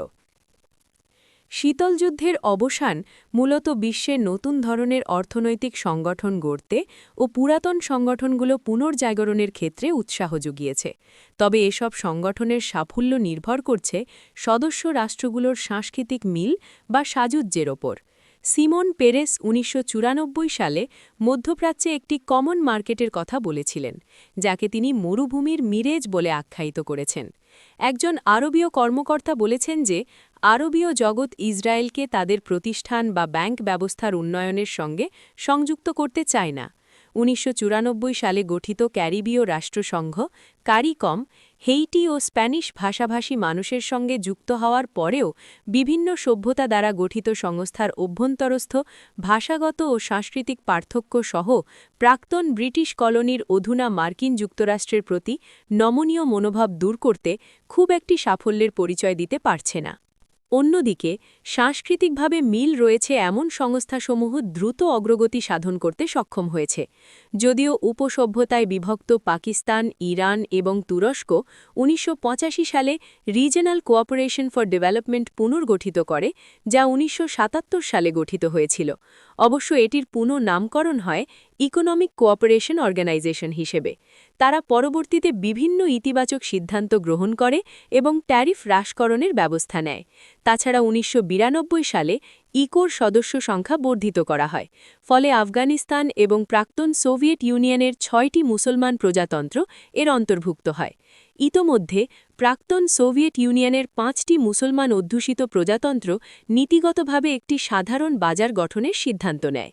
১৯৯৪ সালে দুটি বৃহৎ প্রজাতন্ত্র উজবেকিস্তান এবং কাজাকিস্তানের মধ্যে একটি চুক্তি স্বাক্ষরিত হয়, যাতে বলা হয় উভয়ের মধ্যে মুক্তভাবে পণ্য, সেবা এবং পুঁজির প্রবাহ চলবে। সেই সঙ্গে তারা আরও সিদ্ধান্ত গ্রহণ করে যে উভয়ের মধ্যে আর্থিক, মুদ্রা সংক্রান্ত এবং ট্যারিফ নীতি ইত্যাদি পারস্পরিক সমন্বয়ের মাধ্যমে চলবে। ১৯৯০ সালে ব্রাজিল, আর্জেন্টিনা, উরুগুয়ে এবং প্যারাগুয়ে একত্রে মার্কোসোয়ারের পতাকাতলে একত্রিত হয়ে কিছু সাধারণ অর্থনৈতিক লক্ষ্য অর্জনের জন্য ব্রতী হয়। এভাবে তাদের মধ্যে তারা অর্থনৈতিক সংহতি লাভ করতে চায়। সুতরাং এরই ফল হিসেবে ১৯৯৫ সালে আংশিক হলেও একটি শুল্ক ইউনিয়ন প্রতিষ্ঠিত হয়। ১৯৯০ সালে স্থবির হয়ে থাকা পূর্বে গঠিত সেন্ট্রাল আমেরিকান কমন মার্কেটের মুক্ত বাণিজ্য এলাকা গঠন করা হয় এবং ১৯৯৪ সালে অকেজো হয়ে থাকা অ্যান্ডেন গোষ্ঠী সক্রিয় হয়ে ওঠে এবং একটি শুল্ক ইউনিয়ন গঠন করে। 1992 সালে পোল্যান্ড, হাঙ্গারি, চেক প্রজাতন্ত্র এবং স্লোভাকিয়া একত্রিত হয়ে central European free trade area গঠন করে এবং 1994 সালে তারা দ্রুত কাজ করার সিদ্ধান্ত নেয়। বাণিজ্য সম্প্রসারণের দ্বারা অর্থনৈতিক সংহতি অর্জিত হয়ে থাকে। 1980 এবং 1990-এর দশকে আঞ্চলিক দেশস্থ বাণিজ্য আন্তঃআঞ্চলিক বাণিজ্যের আপেক্ষিক পরিমাণের চেয়েও অধিক হয়ে দেখা যায়। 1980 সালে ইউরোপীয় কমিউনিটির অভ্যন্তরস্থ বাণিজ্যের পরিমাণ ছিল শতকরা হিসেবে প্রায় 50.6 অথচ 1989 সালে তা বৃদ্ধি পেয়ে দাঁড়ায় শতকরা 58.9 ভাগে। উত্তর আমেরিকা এবং পূর্ব এশিয়ার ক্ষেত্রেও এই বাণিজ্যের অবস্থানের প্রতিফলন লক্ষ্য করা যায়। ল্যাটিন আমেরিকার মার্কোসুয়ার এবং অ্যান্ডেন চুক্তির পুনর্জাগরণের ফলে ল্যাটিন আমেরিকার সবগুলো দেশের মধ্যে অভ্যন্তরীণ বাণিজ্য গতি পায়। ফলে দেখা যায় 1990 সালে ব্রাজিল আর্জেন্টিনার বাণিজ্য 3 গুণ বৃদ্ধি পায় এবং 1990 থেকে 1993-এর মধ্যে কলম্বিয়া ও ভেনেজুয়েলার মধ্যে বাণিজ্য উল্লেখযোগ্য মাত্রায় বেড়ে গিয়েছিল। 1994 সালে ব্রাজিল আর্জেন্টিনার বাণিজ্যের অংশীদার হিসেবে মার্কিন যুক্তরাষ্ট্রকে হটিয়ে প্রথম স্থানে আসতে সক্ষম হয়। ন্যাফটা গঠনের ভেতর দিয়ে মেক্সিকো ও মার্কিন যুক্তরাষ্ট্রের মধ্যে বাণিজ্য বহুগুণ বেড়ে যায়। পূর্ব এশিয়ার দেশগুলোর মধ্যে বাণিজ্য এশিয়া বহির্ভূত দেশগুলোর তুলনায় এগিয়ে যেতে থাকে। তবে এই সম্প্রসারণ বারবার বাধাগ্রস্ত হচ্ছে জাপানের নীতির কারণে, কেননা জাপান তার বাজার সীমিত ও সংকুচিত করে রাখার পক্ষপাতী। চীনা সংস্কৃতির আওতাধীন আসিয়ানের তাইওয়ান, হংকং, দক্ষিণ কোরিয়া এবং চীনের মধ্যে অভ্যন্তরীণ বাণিজ্য 1970 সালে শতকরা 20 ভাগের স্থানে 1992 সালে শতকরা 30 ভাগ বৃদ্ধি পায়। অন্যদিকে এক্ষেত্রে জাপানের বাণিজ্য এশিয়া এলাকায় উল্লিখিত সময়ে শতকরা 23 ভাগ থেকে 13 ভাগে হ্রাস পায়। 1992 সালে চীনাদের দ্বারা অন্যান্য এলাকায় রপ্তানির পরিমাণ মার্কিন যুক্তরাষ্ট্র, জাপান এবং ইউরোপীয় কমিউনিটির তুলনায় ছাড়িয়ে যায়। ভিন্নধর্মী সভ্যতা ও সংস্কৃতির ধারক ও বাহক হিসেবে জাপান পূর্ব এশিয়ার অন্যান্য দেশের সঙ্গে ব্যবসা বাণিজ্যের সম্পর্ক স্থাপনে সমস্যার মুখোমুখি হচ্ছে। এতদ্ব্যতীত ওই একই কারণে মার্কিন যুক্তরাষ্ট্র এবং ইউরোপের সঙ্গে জাপানের সৃষ্ট অর্থনৈতিক পার্থক্য দূরীকরণও সমস্যা হিসেবে প্রতিভাত হচ্ছে। অন্যদিকে জাপানের ইচ্ছা থাকলেও অন্যান্য পূর্ব এশিয়ার দেশগুলোর সঙ্গে তারা বাণিজ্য ব্যবসায়িক যোগাযোগ শক্তিশালী করতে পারছে না। এর কারণ সম্ভবত সংস্কৃতির মধ্যেই নিহিত। চীন এবং অন্যান্য পূর্ব এশিয়ার দেশগুলোর সঙ্গে জাপানের সাংস্কৃতিক পার্থক্যের জন্য ইউরোপীয় ইউনিয়ন বা নাফতার মতো পূর্ব এশিয়ায় জাপানের নেতৃত্বে রাষ্ট্রীয় অর্থনৈতিক গোষ্ঠী গঠনে বাধাপ্রাপ্ত হচ্ছে। একই সঙ্গে পশ্চিম বিশ্বের সঙ্গে জাপানের সাংস্কৃতিক পার্থক্য পশ্চিম, বিশেষ করে আমেরিকা এবং ইউরোপের সঙ্গে জাপানের ভুল বোঝাবুঝি এবং দ্বন্দ্ব সংঘাতমূলক পরিস্থিতির সৃষ্টি করেছে। যদি অর্থনৈতিক সংহতি কার্যতই সাংস্কৃতিক সাযুজ্যের উপর নির্ভরশীল হয়ে থাকে, তাহলে বলা যায় যে জাপানের সাংস্কৃতিক স্বাতন্ত্র্য তাকে সাংস্কৃতিকভাবে একটি বিচ্ছিন্ন ও একাকিত্বের নিগড়ে নিক্ষেপ করেছে এবং তারই সূত্র ধরে বলা যায় অর্থনৈতিকভাবেও জাপান ভবিষ্যতে অন্যান্য সভ্যতা থেকে বিচ্ছিন্ন হয়ে আরও একাকিত্ব এবং একঘরে হয়ে পড়তে পারে। অতীতের দিকে দৃষ্টিপাত করলে দেখা যায় যে আন্তর্জাতিক বাণিজ্যের ধরন অনেকাংশেই আন্তর্জাতিক জোট নির্ভর, আর যে বিশ্ব এখন আবির্ভূত হচ্ছে সেই বিশ্বে আন্তর্জাতিক বাণিজ্য দিন দিন সংস্কৃতি নির্ভর হয়ে পড়ছে। সংস্কৃতির ধরন মূলত বাণিজ্যের ধরন ও প্রক্রিয়ার দ্বারা নির্ধারিত হবে। ব্যবসায়ীরা সেই আদলে মানুষের সঙ্গে বাণিজ্যিক লেনদেন করবে যাদের তারা বুঝতে ও বিশ্বাস করতে পারবে। রাষ্ট্রগুলো তাদের সার্বভৌমত্ব নিজ নিজ পছন্দের ও সমমনা সংস্কৃতির সঙ্গে সাযুজ্য সম্পন্ন আন্তর্জাতিক সংস্থা, জোট বা গোষ্ঠীর ওপর অর্পণ করবে, যাদের তারা সাংস্কৃতিকভাবে নিকটের এবং মানসিকভাবে বিশ্বাস ও আস্থায় রাখতে পারবে। তাই বলা যায় অর্থনৈতিক সংহতির শেকড় সাংস্কৃতিক সাযুজ্য বোধের গভীরে গেঁথে গেছে। সভ্যতার অপরিহার্য অংশসমূহ বা কাঠামো। শীতল যুদ্ধাকালীন দুটি বৃত্তের শক্তির সঙ্গে সংশ্লিষ্ট দেশসমূহ গোষ্ঠী ও জোটভুক্ত, উপগ্রহসম, ক্লায়েন্ট, নিরপেক্ষ এবং জোট নিরপেক্ষ অবস্থানে ছিল। শীতল যুদ্ধাবসানের মতো বিশ্বে ওই ধারার পরিবর্তন এসেছে এবং এখন তা সভ্যতার মাপকাঠিতে বিচার্য হচ্ছে, যেখানে বলা হয়ে থাকে সদস্য রাষ্ট্রসমূহ, কোর রাষ্ট্র, একাকিত্ব রাষ্ট্র, চিড় বা ফাটল সমৃদ্ধ রাষ্ট্র এবং ছেঁড়া বা বিক্ষত রাষ্ট্র ইত্যাদি। উপজাতি এবং জাতির ন্যায় সভ্যতারও রাজনৈতিক কাঠামো রয়েছে। সদস্য রাষ্ট্র বলতে তেমন রাষ্ট্রকে বোঝায় যে রাষ্ট্র সাংস্কৃতিকভাবে একটি সভ্যতার ধারক ও বাহক বা অংশীদার, যেমন মিশর, আরবীয় মুসলমান সভ্যতার একটি অংশ। ইটালি হল ইউরোপীয় পাশ্চাত্য সভ্যতার সদস্যভুক্ত একটি সভ্যতা সেই সব মানুষজনকে অন্তর্ভুক্ত করে থাকে যার অন্তরস্থ সব মানুষের মধ্যে সাংস্কৃতিক ঐক্য বা মিল রয়েছে কিন্তু এমনও হতে পারে তারা ভিন্ন সভ্যতার মানুষদের দ্বারা শাসিত বা অধীনস্থ রাষ্ট্রের সদস্য হয়ে রয়েছে একটি সভ্যতা সাধারণত এক বা একাধিক স্থানে অবস্থান করতে পারে যেখানে তার সদস্যগণ একই রূপ সংস্কৃতির ধারা বহন করে থাকে তবে উৎস থাকে মাত্র একটি স্থানের মধ্যে সীমিত এই উৎস সম্বলিত রাষ্ট্রকেই কোর রাষ্ট্র বা সভ্যতার উৎস রাষ্ট্র হিসেবে অভিহিত করা হয় তাই স্বভাবতই কোর রাষ্ট্র শক্তিশালী রাষ্ট্র এবং সাংস্কৃতিক দৃষ্টিতে কেন্দ্রীয় অবস্থানকারী দেশ বিশেষ সদস্য রাষ্ট্র এবং কোর রাষ্ট্রের ভূমিকা সভ্যতা ও সময়ভেদে ভিন্ন রূপ হয়ে থাকতে পারে জাপানি সভ্যতাকে দৃশ্যত একটি একক কোর রাষ্ট্র হিসেবে বিবেচনা করা যায় সিনিক অর্থোডক্স এবং হিন্দু সভ্যতার প্রত্যেকটি রাষ্ট্রকে সর্বতোভাবে এক একটি প্রভাবশালী কোর রাষ্ট্র বলে বিবেচনা করা হয় অন্যান্য সব হল সদস্য রাষ্ট্র বা অন্য সভ্যতা দ্বারা শাসিত রাষ্ট্র যেমন সমুদ্র পারের চীন নিকটের বিদেশ হিসেবে বিবেচিত রাশিয়া শ্রীলঙ্কার তামিলগণ ইত্যাদি ঐতিহাসিকভাবে পশ্চিমা বিশ্বে সঙ্গত কারণেই একাধিক কোর রাষ্ট্র ছিল তবে বর্তমানে সেখানে মাত্র দুটি কোর রাষ্ট্র রয়েছে যেমন মার্কিন যুক্তরাষ্ট্র এবং ইউরোপে ফ্র্যাঙ্কো জার্মান কোর রাষ্ট্র ব্রিটেন সহ অন্যান্য আশেপাশের রাষ্ট্রগুলো ওই দুটি কোরের সঙ্গে সংশ্লিষ্ট হয়ে রয়েছে ইসলাম লাতিন আমেরিকা এবং আফ্রিকায় কোনো কোর রাষ্ট্র নেই এর কারণ হল দেশগুলো বহুদিন ধরে ইউরোপীয় সাম্রাজ্যবাদী শক্তির দ্বারা শাসিত হয়েছে যার ফলে তাদের মধ্যে সৃষ্টি হয়েছে পারস্পরিক বিভেদ একটি ইসলামী কোর রাষ্ট্র না থাকার দরুন মুসলমান এবং অমুসলমান নির্বিশেষে সকলের জন্যই অসুবিধার কারণ হয়ে দাঁড়িয়েছে বিষয়টি অধ্যায় 7-এ আলোচিত হবে লাতিন আমেরিকার জন্য স্পেনীয় ভাষাভাষী সমৃদ্ধ দেশগুলোর জন্য স্পেন একটি কোর রাষ্ট্র হতে পারত যদি স্পেন ইউরোপে নিজেকে সে পর্যায়ে নিতে পারত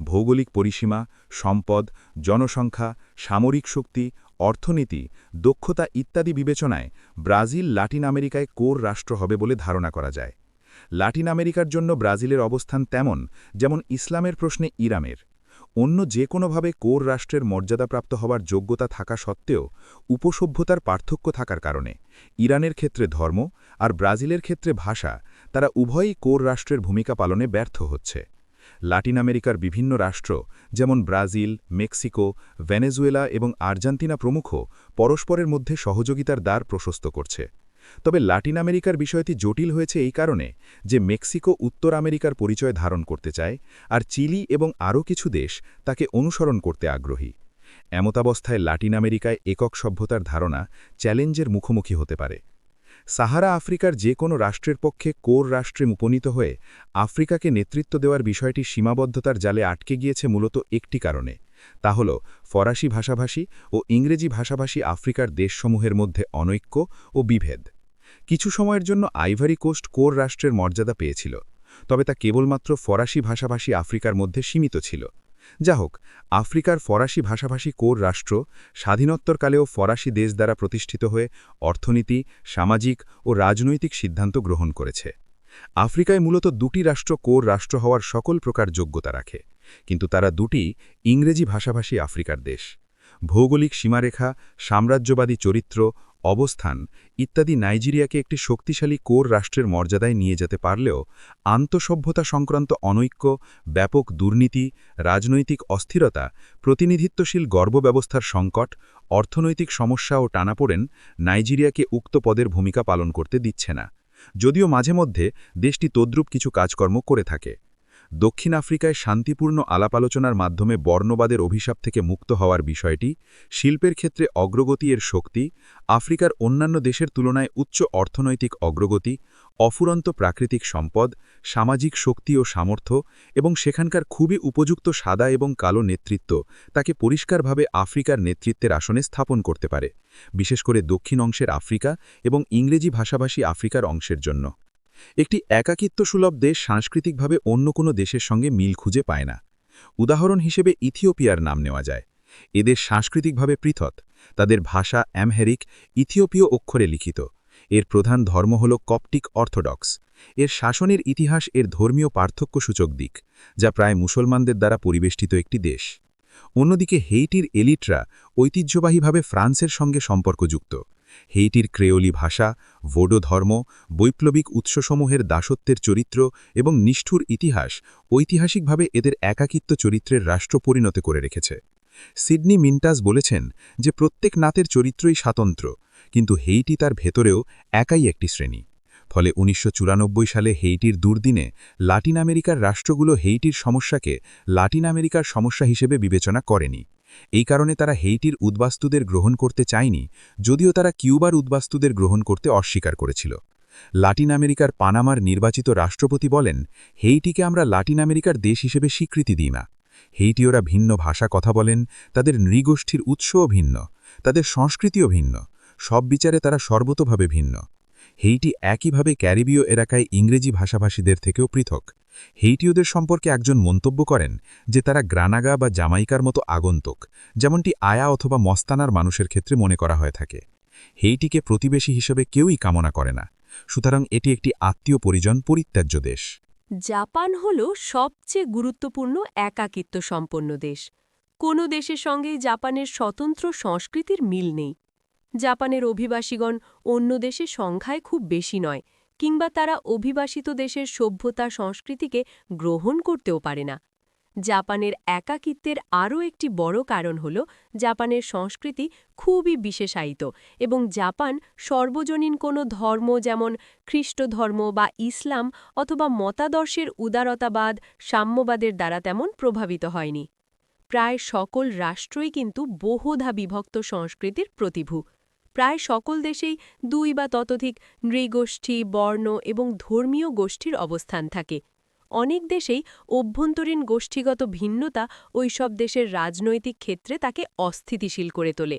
দ্বন্দ্ব ও সংঘাত এবং সংহতির সংকট হয়ে ওঠে প্রধান। তবে সময়ের আবর্তে এসব ভিন্নতার নিরিখে সংঘাতের আকার প্রকারও বদলায়। গভীর ধরনের বিভেদ একটি দেশের মধ্যে গুরুতর সহিংসতা ডেকে আনতে পারে, এমনকি দেশটির অস্তিত্ব পর্যন্ত বিপন্ন হতে পারে। যদি ভৌগোলিকভাবে দেশটির বিভিন্ন অঞ্চল বিচ্ছিন্ন থাকে, তবে এরূপ সংঘাতের সম্ভাবনাও বৃদ্ধি পায়। যদি সাংস্কৃতিক ও ভৌগোলিক অবস্থান একত্রিত না হয়, তবে সেখানে হয় গণহত্যা কিংবা জোরপূর্বক অভিবাসন প্রক্রিয়া কার্যকর হয়ে থাকে। সাংস্কৃতিকভাবে ফাটলযুক্ত দেশের ক্ষেত্রে ব্যাপক ও গভীর বিভেদ আসতে পারে, কেননা সেক্ষেত্রে একটি দেশের অভ্যন্তরে ভিন্ন ভিন্ন সভ্যতা বিরাজ করে থাকে। এসব অবস্থায় সংঘাত অনিবার্য হয়ে ওঠে তখন যখন দেশের অধিকাংশ মানুষ ভিন্ন সভ্যতার হওয়ায় তারা দেশটিকে রাজনৈতিক, অর্থনৈতিক এবং সামাজিকভাবে নিজেদের দৃষ্টিতে পরিচালিত করতে চায়। ফলে অন্য সংস্কৃতি ও সভ্যতার মানুষজন বঞ্চনার শিকার হলে অস্তিত্ব রক্ষার জন্য তারা সংঘাতপূর্ণ হয়ে ওঠে। এক্ষেত্রে সংখ্যালঘিষ্ঠদের ভাষা, ধর্ম, প্রতীকসমূহ হুমকির মধ্যে পড়ে যায়। যেমন হিন্দু, সিংহলি এবং মুসলমান এ ধরনের কার্যকলাপ ভারত, শ্রীলঙ্কা এবং মালয়েশিয়ায় করছে। ফাটলযুক্ত দেশ, যার ভূখণ্ড বিভিন্ন সভ্যতার ফাটল রেখাকে উতরিয়ে যেতে চায়, তারা ঐক্য বজায় রাখতে অনেক সমস্যার সম্মুখীন হয়। সুদানের গৃহযুদ্ধ দীর্ঘদিন ধরে উত্তরের মুসলমান এবং দক্ষিণের খ্রিস্টানদের মধ্যে চলছে। একইভাবে এবং প্রায় একই সময় ধরে একই সভ্যতার অন্তর্গত সংঘাত নাইজেরিয়ায় ঘটে চলেছে। এটি যুদ্ধ ও অত্যুত্থানপ্রবণ জাতিগত দাঙ্গা এবং সেই সঙ্গে অন্য সকল প্রকারের সহিংসতার নিত্যদিনের সঙ্গী হয়ে গিয়েছে। তানজানিয়াতেও এমন সমস্যা অহরহ পরিদৃষ্ট হচ্ছে। কেনিয়াতে মুসলমান এবং খ্রিস্টানদের মধ্যকার বিভেদ সংঘাতময় হয়ে রয়েছে। আফ্রিকার একদিকের চাকুর ফলায় ইথিওপিয়ার খ্রিস্টান এবং ব্যাপক সংখ্যক ইরিত্রীয় মুসলমানগণদের মধ্যে সংঘাতের পরিণতিতে ১৯৯৩ সালে তারা একে অপর থেকে বিচ্ছিন্ন হয়ে পড়ে। ভারতেও সভ্যতা সংক্রান্ত ফাটল রেখা সক্রিয় রয়েছে, যা হিন্দু ও মুসলমান বিরোধ হিসেবে স্পষ্ট। শ্রীলঙ্কায় সিংহলি বৌদ্ধ এবং তামিল হিন্দুদের মধ্যে সংঘাত সজীব রয়েছে। মালয়েশিয়া ও সিঙ্গাপুরে চীনা ও মালায় মুসলমানদের মধ্যে সংঘাত অহরহ দেখা যায়। চীনে হান, চীনা তিব্বতী বৌদ্ধ সম্প্রদায়, চীনে বসবাসরত তুর্কীয় বংশোদ্ভূত মুসলমানদের মধ্যে সংঘাত রয়েছে। ফিলিপাইনে মুসলমান এবং খ্রিস্টানদের মধ্যে দ্বন্দ্ব সংঘাতে রূপ নিয়ে থাকে। ইন্দোনেশিয়ায় রয়েছে মুসলমান এবং তিমুরের খ্রিস্টানদের মধ্যে সংঘাত। সভ্যতার ফাটল রেখা বিভেদিত ফলাফল শীতল যুদ্ধাবস্থায় মার্ক্সীয় লেনিনতাবাদের নিরিখে বৈধকৃত কর্তৃত্ববাদী কমিউনিস্ট শাসনের ফলে সৃষ্ট চির থেকে আরও গভীরভাবে উপলব্ধি করা যায়। কমিউনিজমের পতনের ফলে সংস্কৃতি মতাদর্শের স্থলাভিষিক্ত হয়। এর ফলে বিশেষ করে যুগোস্লাভিয়া ও সোভিয়েত ইউনিয়ন সভ্যতার ধারায় বিভক্ত হয়ে যায়। প্রাক্তন সোভিয়েতের বাল্টিক, প্রটেস্ট্যান্ট ও ক্যাথলিক রাষ্ট্র, অর্থোডক্স এবং মুসলমান অধ্যুষিত প্রজাতন্ত্রসমূহে এর প্রভাব পরিলক্ষিত হয়। ক্যাথলিক স্লোভেনিয়া ও ক্রোয়েশিয়া, আংশিক মুসলমান অধ্যুষিত বসনিয়া, হার্জেগোভিনা ও অর্থোডক্স সার্বিয়া, মন্টিনিগ্রো এবং ম্যাসিডোনিয়ার প্রাক্তন যুগোস্লাভিয়ার উল্লেখিত এলাকাসমূহ সভ্যতার ধারায় নিজস্ব গতিসম্পন্ন হয়ে ওঠে। বসনিয়া ও হার্জেগোভিনা সার্বিয়া যুদ্ধের ফলে মুসলমান ও ক্রোয়েশীয় অংশে বিভক্ত হয়ে যায়। ক্রোয়েশিয়ায় সার্বীয় ও ক্রোয়াটরা একে অপরের সঙ্গে যুদ্ধরত হয়ে পড়ে। প্লাভিক অর্থোডক্স সার্বিয়ার ও আলবেনিয়ার মুসলমানগণ কজোভোতে কতটুকু টিকে থাকবে তা একটি অনিশ্চিত বিষয়।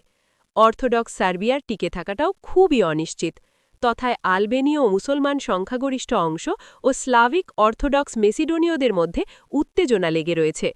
প্রাক্তন সোভিয়েত প্রজাতন্ত্রের অনেক অংশই ফাটল রেখাজনিত বিপর্যয়ের মধ্যে রয়েছে, কেননা তৎকালীন সোভিয়েত কর্তৃপক্ষ কর্তৃত্ববাদীভাবে সীমানা চিহ্নিত করেছিল, ফলে প্রজাতন্ত্রের মধ্যে বিভেদ সৃষ্টি হয়েছিল। রুশ ক্রিমিয়ার ইউক্রেনের সঙ্গে যুদ্ধ হয়েছিল। আর্মেনীয় নাগার্নো কারাবাগ সংঘাত রয়েছে আজারবাইজানের সঙ্গে। রাশিয়ায় বিভিন্ন অংশে ক্ষুদ্র হলেও মুসলমান জনগোষ্ঠী ছিল, যাদের বেশিরভাগই অবস্থান ছিল উত্তর ককেশীয় এবং ভল্লা অঞ্চলে। ইস্টোনিয়া, লাটভিয়া, কাজাখস্তানে প্রচুর পরিমাণে সংখ্যালঘিষ্ঠ রুশ বসবাস করত। ইউক্রেন আবার দুভাগে বিভক্ত হয়ে যায়, জাতীয় ভাষাভাষী ইউক্রেন পশ্চিমাঞ্চল, যারা ইউক্রেনীয় ভাষায় কথা বলত, আবার পূর্বাঞ্চলে থাকত অর্থোডক্স রুশ ভাষাভাষী ইউক্রেনীয়। সভ্যতার ফাটল রেখা সম্বলিত রাষ্ট্রের প্রভাবশালী দুটি বা ততোধিক গোষ্ঠী রয়েছে। আমরা ভিন্ন ভিন্ন মানুষ এবং ভিন্ন অবস্থান থেকে এসেছি। একটি ছিন্ন রাষ্ট্র একক সভ্যতা ও সংস্কৃতির দ্বারা প্রভাবিত হয়, কিন্তু তার নেতৃত্বে থাকা এলিটরা অন্য সভ্যতার প্রতি অনুরক্ত থাকেন এবং দেশকে সে পথে নিয়ে যেতে প্রচেষ্টা চালিয়ে যান। তারা বলেন, আমরা এক জাতীয় মানুষ, একই স্থানে থাকছি, কিন্তু আমরা সেই স্থান বদল করতে ইচ্ছুক। সভ্যতা ফাটল সংশ্লিষ্ট দেশের মতো না হয়ে ছিন্ন রাষ্ট্রের জনগণ সাধারণত একমত হন, কিন্তু ঐক্যমত্যে আসতে ব্যর্থ হন যে তাদের জন্য কী ধরনের সভ্যতা মানানসই। গতানুগতিকভাবে দেখা যায় যে তাদের নেতৃত্বের একটি বড় অংশ কেমালপন্থী কৌশল গ্রহণে উদ্গ্রীব হন এবং সিদ্ধান্ত দেন যে তাদের দেশ অপাশ্চাত্য সভ্যতার পশ্চাৎবদ অবস্থা থেকে মুক্ত হয়ে পশ্চিমমুখী হয়ে উঠুক, পাশ্চাত্যের ধাঁচে প্রতিষ্ঠানাদি গড়ে উঠুক এবং আধুনিকায়ন সহ পাশ্চাত্যকরণ হোক সম্পন্ন। পিটার দি গ্রেটের সময় রাশিয়া ছিল একটি ছিন্ন রাষ্ট্র। এ সময় তারা পাশ্চাত্যকরণ প্রশ্নে বিভক্ত হয়ে যায়, কেননা প্রশ্ন দেখা যায় তারা পাশ্চাত্যমুখী হবে নাকি ইউরেশিয়ান অর্থোডক্স হিসেবে ভিন্নতা বজায় রেখেই সামনে এগোবে। মুস্তফা কেমালের দেশ তুরস্ক অবশ্যই ছিল একটি ধ্রুপদী ধরনের ছিন্ন রাষ্ট্র। এ রাষ্ট্র ১৯২০ সাল থেকে আধুনিকামুখী হয়েছিল পশ্চিমমুখীও, এবং বলা বাহুল্য তা পাশ্চাত্যের অংশ হিসেবে বিবেচিত হতে থাকে। প্রায় ২ দশক কাল ধরে মেক্সিকো ল্যাটিন আমেরিকার দেশ হিসেবে মার্কিন যুক্তরাষ্ট্রকে অস্বীকার করে এসেছিল, কিন্তু এর নেতৃত্ব ৮০-র দশকে তাদের রাষ্ট্রকে একটি ছিন্ন রাষ্ট্রে পরিণত করে, যখন তারা নিজেদেরকে উত্তর আমেরিকার অন্তর্গত ভাবতে শুরু করে। বিপরীতভাবে দেখা যায় যে ১৯৯০-এ অস্ট্রেলিয়া তাদের দেশকে পশ্চিম সভ্যতার অংশ হিসেবে বিবেচনা না করে এশীয় হিসেবে দেখতে শুরু করে। এর ফলে এ দেশটিকে একটি ছিন্ন দেশ হিসেবে ফিরিয়ে নেয়। ছিন্ন দেশকে মোটামুটি দুভাবে চিহ্নিত করা যায়। তাদের নেতারা নিজেদেরকে দুটি সভ্যতার মিলন সেতু হিসেবে গণ্য করেন। রাশিয়া পশ্চিম ও পূর্বপানে দেখে, তুরস্ক পূর্ব ও পশ্চিমের যেটি উত্তম তাকেই চায়। অস্ট্রেলিয়া জাতীয়তাবাদী ধারায় বিভক্ত অনুগত্যের নিগড়ে আবদ্ধ। ছিন্ন রাষ্ট্রসমূহ, সভ্যতা স্থানান্তরকরণের ব্যর্থতা। একটি ছিন্ন রাষ্ট্রকে কৃতকার্যতার সঙ্গে তার সভ্যতা সংক্রান্ত পরিচয় পুনর্নির্ধারণের জন্য কমপক্ষে ৩টি শর্ত পূরণ করতে হয়। প্রথমত, দেশের রাজনৈতিক এবং অর্থনৈতিক এলিটগণের সমর্থন লাগবে। দ্বিতীয়ত, জনগণের দ্বারা সভ্যতার ও পরিচয় পুনর্নির্ধারণ কার্যক্রম সমর্থিত হতে হবে। তৃতীয়ত, প্রভাব বিস্তারকারী সভ্যতাকে সাধারণত পাশ্চাত্য বিশ্বে অবশ্যই পরিচয় পুনর্নির্ধারণে সহযোগিতার হস্ত প্রসারিত করতে হবে।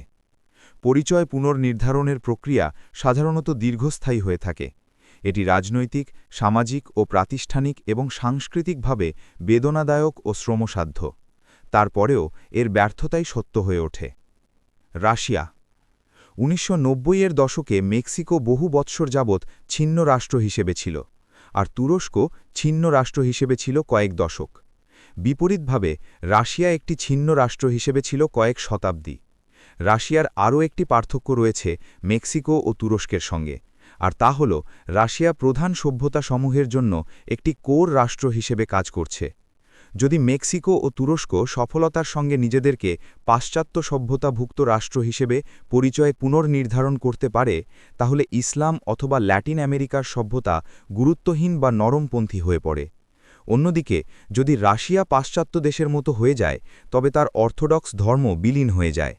সোভিয়েত ইউনিয়ন বিলুপ্ত হওয়ার পর রুশদের মধ্যে তুমুল বিতর্ক সৃষ্টি হয় এ নিয়ে যে তারা কি রুশ হয়ে থাকবে নাকি পাশ্চাত্য পরিচয়ে পরিচিত হবে।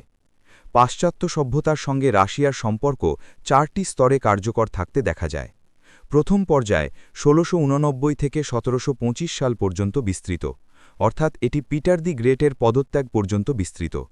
কাইভান রাশ পৃথকভাবে থাকতে চেয়েছেন এবং পাশ্চাত্যের সঙ্গে সম্পর্ক খুবই ক্ষীণ ছিল। বাইজেন্টাইন সভ্যতার একটি উপসৃষ্টি হিসেবে রুশীয় সভ্যতার উন্নয়ন ঘটতে থাকে।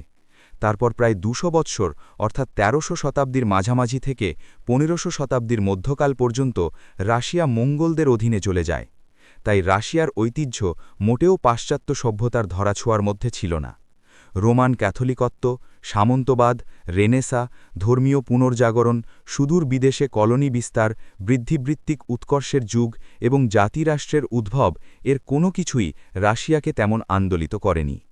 পূর্ব নির্ধারিত পাশ্চাত্য সভ্যতার ৭ অথবা ৮টি স্বতন্ত্র বৈশিষ্ট্য, যেমন ধর্ম, ভাষ্যসমূহ, ধর্ম থেকে রাজনীতির পৃথকীকরণ, আইনের শাসন, সামাজিক বহুলতাবাদিতা, প্রতিনিধিত্বমূলক ব্যবস্থা, ব্যক্তিস্বাতন্ত্র ইত্যাদি রুশদের নিকট ছিল সম্পূর্ণ অপরিচিত।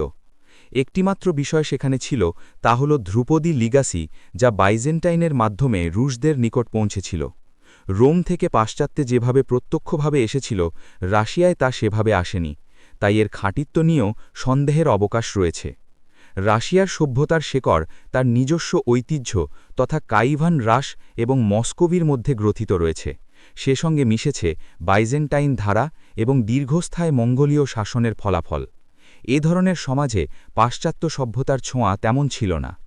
১৭০০ শতকের শেষের দিকে রাশিয়া কেবলমাত্র পাশ্চাত্য থেকে পৃথকই ছিল, বরং তা ইউরোপের তুলনায় পশ্চাৎপদ ছিল। ১৬৯৭ থেকে ১৬৯৮ সালে ইউরোপ ভ্রমণের সময় পিটার বিষয়টি উপলব্ধি করতে পেরেছিলেন। তিনি তার দেশ হিসেবে রাশিয়াকে আধুনিক ও পাশ্চাত্যমুখী করার জন্য সংকল্প গ্রহণ করেন।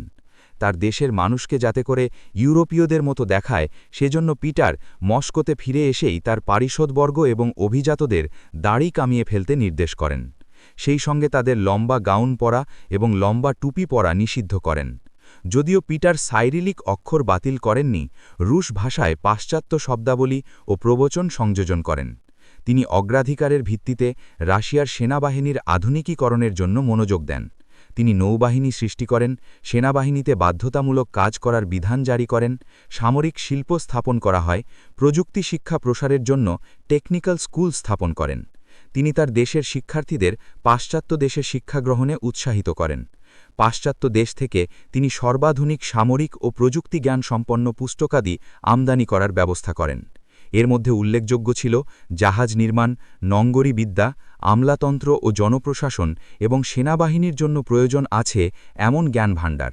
তিনি উদ্ভাবনী শক্তিকে উৎসাহিত করতে থাকেন, কর এবং সরকার ব্যবস্থার মধ্যে পরিবর্তন আনেন। তিনি রাশিয়াকে ইউরোপের একটি বৃহৎ শক্তিতে পরিণত করার জন্য দৃঢ় প্রতিজ্ঞ হন। তাই মস্কো কেন্দ্রিক চিন্তা ও কর্ম বর্জন করেন। তাই মস্কো থেকে রাজধানী সেন্ট পিটার্সবার্গে স্থানান্তর করেন। তিনি সুইডেনের বিরুদ্ধে যুদ্ধ পরিচালনা করেন, এটি প্রমাণ করার জন্য যে বাল্টিক এলাকায় রাশিয়াই শ্রেষ্ঠ এবং তার শক্তিই প্রধান, এবং এভাবে ইউরোপে নিজেদের স্থান পোক্ত করতে প্রয়াসী হন। পিটার তার দেশ রাশিয়াকে আধুনিক এবং পাশ্চাত্যমুখী করতে রাশিয়ার এশীয় চরিত্রের উপর হস্তক্ষেপ করেন। তিনি রাশিয়ার স্বৈরাচান্ত্রিক শাসনের মধ্যে সংস্কার আনতে চেষ্টা করেন। রাশিয়ার উচ্চ মর্যাদা সম্পন্ন মানুষজন জ্ঞানের দিক থেকে কখনো শক্তিশালী ছিল না। পিটার তাদের ক্ষমতা আরও হ্রাস করেন।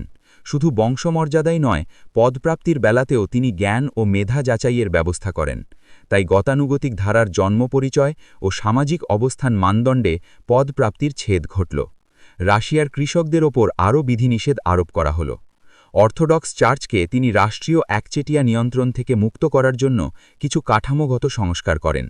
পিটারের অনুসৃত পথ পরবর্তীতে রাশিয়াকে আধুনিক ও পাশ্চাত্য ধাঁচের করতে, অর্থাৎ পেট্রন মডেল পরবর্তীতে লেনিন, স্ট্যালিন এবং অল্প করে হলেও ক্যাথারিন এবং আলেকজান্ডার দ্বিতীয় অনুসরণ করতে চেয়েছেন। এর ফলে মূলত রাশিয়া পাশ্চাত্যকরণকৃত রাশিয়া এবং শক্তিশালী স্বৈরাচান সম্পন্ন রাশিয়ায় পরিণত হতে থাকে। ১৯৮০-র দশকে দেখা যায় যারা রাশিয়ায় দমতন্ত্র চেয়েছেন তারা এর পাশ্চাত্যকরণও চেয়েছেন, আর যারা পাশ্চাত্যকরণ চেয়েছেন তারা দমতন্ত্র তেমন চাননি। রাশিয়ার অভিজ্ঞতা থেকে দেখা যায় সেখানে শক্তিশালী কেন্দ্রীভূত শাসনকে সামাজিক ও অর্থনৈতিক সংস্কারের পূর্বশর্ত মনে করা হয়।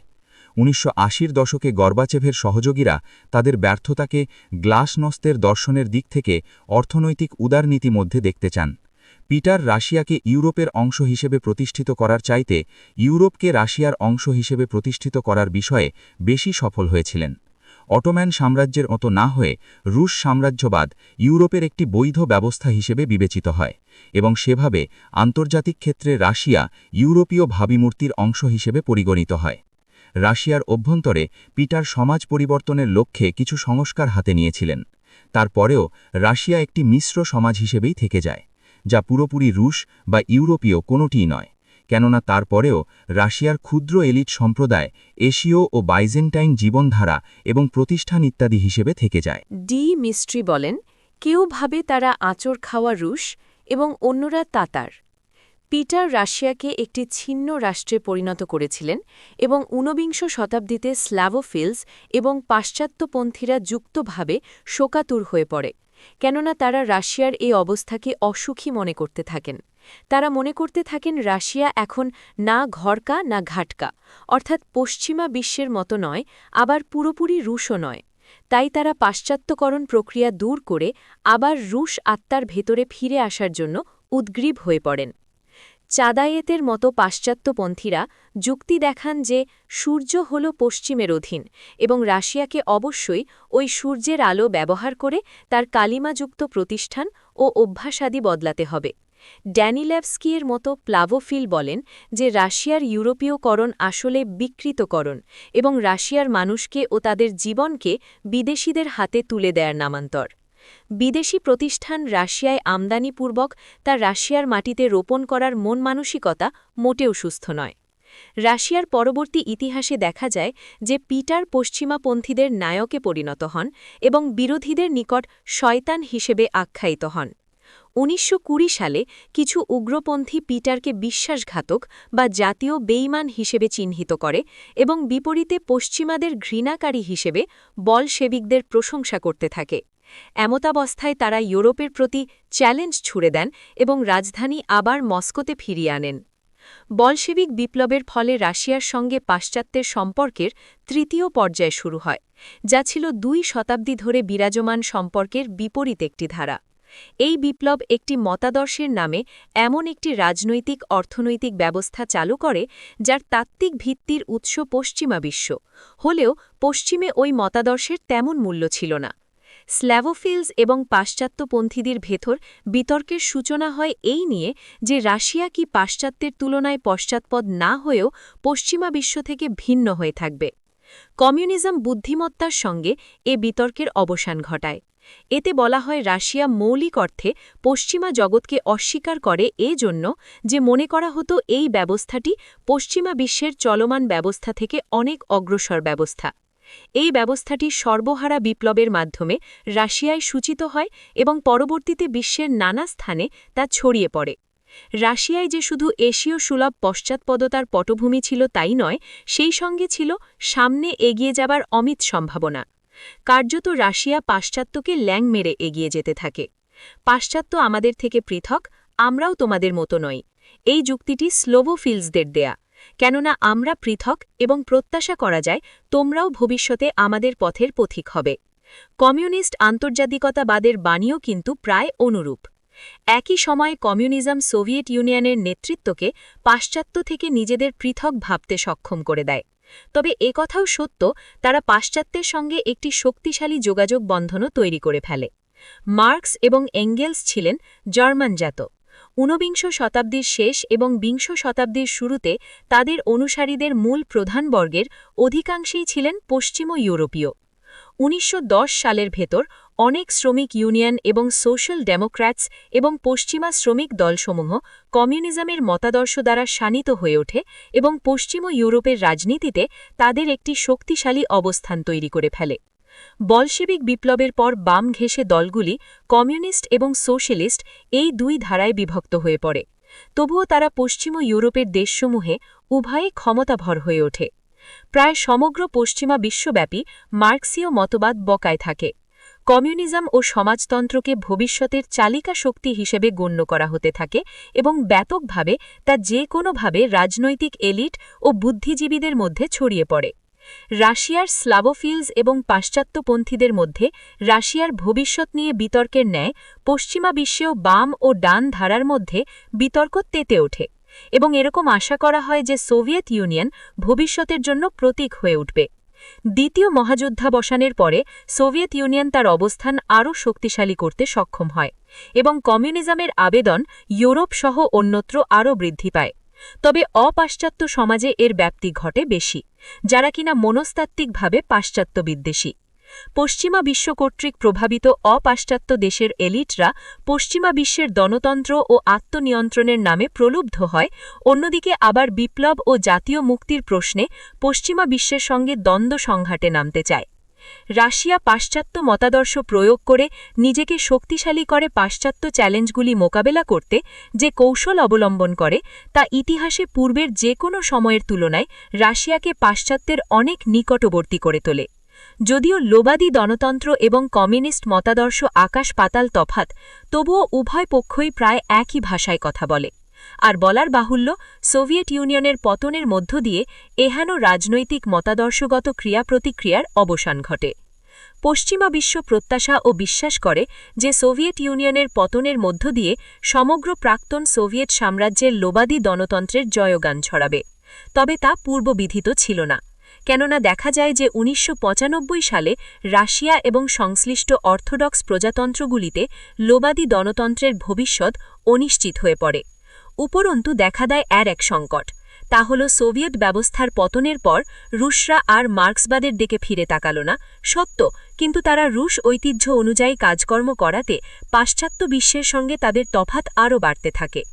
মার্ক্স ও লেনিনবাদের সঙ্গে লোবাদী গণতন্ত্রের দ্বন্দ্ব ও পার্থক্য থাকলেও উভয় মতাদর্শই কিন্তু আধুনিক এবং লোকায়িত, এবং উভয়েই চূড়ান্তভাবে মানুষের স্বাধীনতা, সভ্যতা এবং বস্তুগত উন্নতির লক্ষ্যে কাজ করে। একজন পাশ্চাত্য বুদ্ধিজীবী সোভিয়েতের মার্ক্সবাদের সঙ্গে বিতর্কে ঝড় তুলতে পারেন, কিন্তু রাশিয়ার অর্থোডক্স জাতীয়তাবাদ সম্পর্কে তার কোনো উচ্চবাচ্য করার নেই। সোভিয়েত যুগে স্লাভোফিলস এবং পাশ্চাত্যপন্থীদের মধ্যে দ্বন্দ্ব স্থগিত হয়ে যায় যখন সোলজানিস্কস এবং শাখারত উভয়ই কমিউনিস্ট সংশ্লেষণকে চ্যালেঞ্জ করে বসেন। উক্ত সংশ্লেষণের উপর ভিত্তি করে গড়া সমাজের পতনের পর রাশিয়ার পরিচয় সম্পর্কিত বিতর্ক চাঙ্গা হয়ে ওঠে। রাশিয়া কি পাশ্চাত্য মূল্যবোধ, প্রতিষ্ঠান, প্রয়োগবাদিতা ইত্যাদি গ্রহণ করে পাশ্চাত্যের অংশ হবে, নাকি রাশিয়ার নিজস্ব স্বতন্ত্র অর্থোডক্স এবং ইউরোপীয় সভ্যতা এগিয়ে নেবে, যা কিনা সকল ক্ষেত্রে পশ্চিমা বিশ্ব ও প্রাচ্য থেকে পৃথক? বুদ্ধিজীবী, রাজনৈতিক এলিট এবং সাধারণ গণমানুষ এই বিশেষ ইস্যুতে গুরুতরভাবে বিভক্ত হয়ে পড়েন। একদিকে পাশ্চাত্যপন্থীরা কসমোপলিটন অথবা অ্যাটলান্টিসিস্ট এবং অন্যদিকে স্ল্যাভোফিলসদের উত্তরাধিকারীদের জাতীয়তাবাদ, ইউরো এশিয়ানিস্ট বা দেরজানিকি উল্লেখিত গোষ্ঠীগুলির মধ্যে মূল পার্থক্য ছিল মূলত বৈদেশিক নীতি, অর্থনৈতিক সংস্কার কার্যক্রম এবং রাষ্ট্রের কাঠামো সংক্রান্ত মতপার্থক্য, এবং প্রায়শই তা বিপরীতমুখী। এক প্রান্তের গোষ্ঠী বলতেন নতুন চিন্তা ও চেতনার ফসল, যার গোড়ায় ছিলেন গর্বাচেভ, তাদের লক্ষ্য ছিল একটি সাধারণ ইউরোপীয় আবাসের সঙ্গে সংযুক্ত হওয়া, আর ইয়েলৎসিনের উচ্চ পরামর্শকরা চাইতেন রাশিয়া একটি স্বাভাবিক রাষ্ট্রের পথে চলুক এবং ৮ সদস্য বিশিষ্ট G7-এর সদস্য হয়ে রাশিয়া অগ্রগামী, শিল্প সমৃদ্ধ এবং গণতান্ত্রিক হোক। মধ্যমানের জাতীয়তাবাদের চিন্তা ভিন্ন ছিল। যেমন সের্গেই স্ট্যানকেভিচ যুক্তি দেখান যে রাশিয়ার উচিত অ্যাটলান্টিসিস্টদের বাদ দিয়ে রাশিয়ার অন্যান্য জাতিগোষ্ঠী যেমন তুর্কি ও মুসলমান সম্প্রদায়ের সঙ্গে দ্বন্দ্ব মিটিয়ে একটি গ্রহণযোগ্য বণ্টন ব্যবস্থার মাধ্যমে রাশিয়ার সম্পদাদি বিলি করা।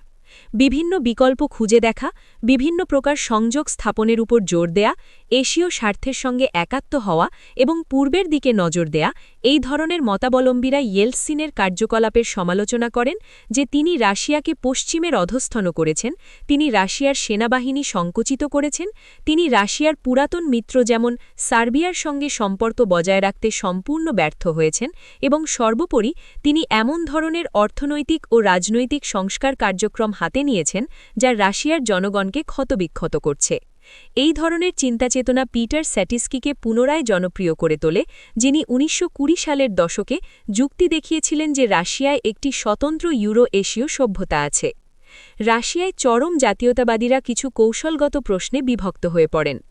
রুশ জাতীয়তাবাদী সোলজানিসকন যুক্তি দেখান যে রুশ সহ অন্যান্য স্লাভিক অর্থোডক্স, বেলারুশ, ইউক্রেনীয় ব্যতীত অন্য কাউকে না নিয়ে রাশিয়া গঠন করতে হবে। অন্যদিকে সাম্রাজ্যপন্থী জাতীয়তাবাদী ভ্লাদিমির জিরিনভস্কি চান যে রাশিয়া পুনরায় সোভিয়েত সাম্রাজ্য প্রতিষ্ঠা করুক এবং এর মিলিটারি শক্তি বৃদ্ধি করা হোক। এই গোষ্ঠীর সমর্থকরা একদা ছিলেন সেমিটি বিরোধী এবং সেই সঙ্গে ছিলেন পশ্চিমা বিরোধী, আর তারা চাইতেন রাশিয়ার বৈদেশিক নীতি হোক পূর্ব ও দক্ষিণ ঘেঁষে, যাতে মুসলমান অধ্যুষিত দক্ষিণকে পদোন্নত করা যায়, যেমন জিরিনভস্কি বলেছেন, কিংবা মুসলমানদের সঙ্গে সহযোগিতার মনোভাব সৃষ্টি করতে পারা যায়। চীনের সঙ্গেও অনুরূপ সম্পর্ক স্থাপন করতে হবে, কেননা চীন ও পশ্চিমা বিরোধী শক্তি। এই গোষ্ঠী মুসলমানদের সঙ্গে সৃষ্ট যুদ্ধে সার্বীয়দের সমর্থন দিতে ইচ্ছা পোষণ করে। দেখা যাচ্ছে কসমোপলিটান এবং জাতীয়তাবাদীদের মধ্যে পার্থক্যের বিষয় ছিল দুইটি: বৈদেশিক সম্পর্ক এবং সামরিক বাহিনী। রাশিয়ার সাধারণ মানুষও তাহার এলিটদের মতো বিভক্ত হয়ে পড়ে। ১৯৯২ সালে একটি জনমত যাচাইয়ের নমুনায় দেখা যায় ২০৬৯টি ইউরোপীয় রুশদের মধ্যে ৪০% বলে যে পশ্চিমকে আসতে দাও, শতকরা ১৬% জানায় যে পশ্চিমের কাছে যাও, শতকরা ২৪% কোনো সিদ্ধান্ত দেয়নি, তারা ছিলেন সিদ্ধান্তহীন। ১৯৯৩ সালের সংসদীয় নির্বাচনে সংস্কারবাদী পার্টিগুলি পায় ৩৪.২% ভোট, সংস্কার বিরোধীরা লাভ করে শতকরা ১৩.৭% ভোট। অনুরূপভাবে ১৯৯৬ সালের রাষ্ট্রপতি নির্বাচনে রুশরা পুনরায় বিভক্ত হয়ে পড়ে। কম বেশি শতকরা ৪৩% মানুষ পশ্চিমা তুরস্ক ১৯২০-এর দশকে সুবিবেচিত সংস্কারমালা গ্রহণের পর ১৯৩০-এর দশকে মুস্তফা কেমাল আতাতুর্ক তুরস্কের জনগণকে তাদের অটোম্যান এবং ইসলামী অতীত থেকে সরিয়ে আনতে সচেষ্ট হন। কেমালিজমের মূল স্তম্ভ ৬টি তীর, যথাক্রমে বহুত্ববাদিতা, প্রজাতন্ত্র, জাতীয়তাবাদ, ধর্মনিরপেক্ষতা, রাষ্ট্রতন্ত্র এবং সংস্কারবাদিতা। বহুজাতিক সাম্রাজ্যের ধারণাকে বাদ দিয়ে মুস্তফা কেমাল সমজাতিক মানুষের সমন্বয়ে একটি জাতিরাষ্ট্র গঠনের প্রতি নজর দেন। এরই ধারাবাহিকতায় সেখানে আর্মেনীয় ও গ্রিকদের বহিষ্কার ও হত্যা করা হয়েছিল।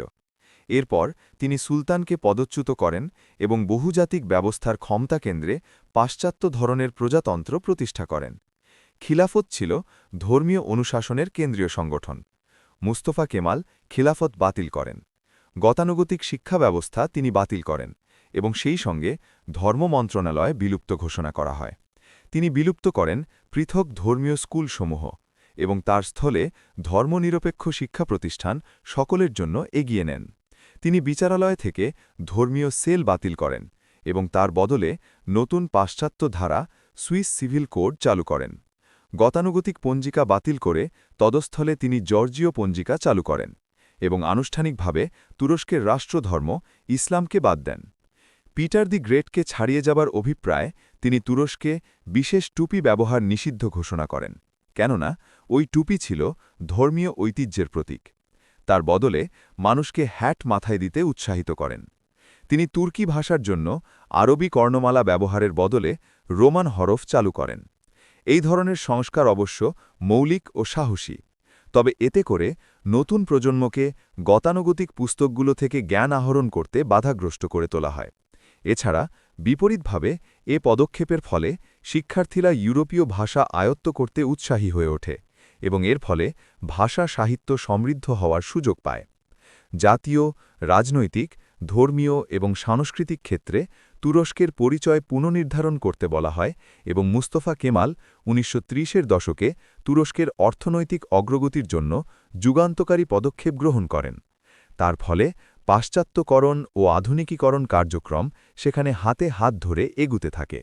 ১৯৩৯ সাল থেকে ১৯৪৫ সাল পর্যন্ত সংগঠিত যুদ্ধে তুরস্ক নিজেকে নিরপেক্ষ অবস্থানে রেখেছিল, তবে যুদ্ধ শেষ হওয়ার সঙ্গে সঙ্গে তুরস্ক নিজেকে পুনরায় পশ্চিমা বিশ্বের সাথে একান্ত করে তোলে।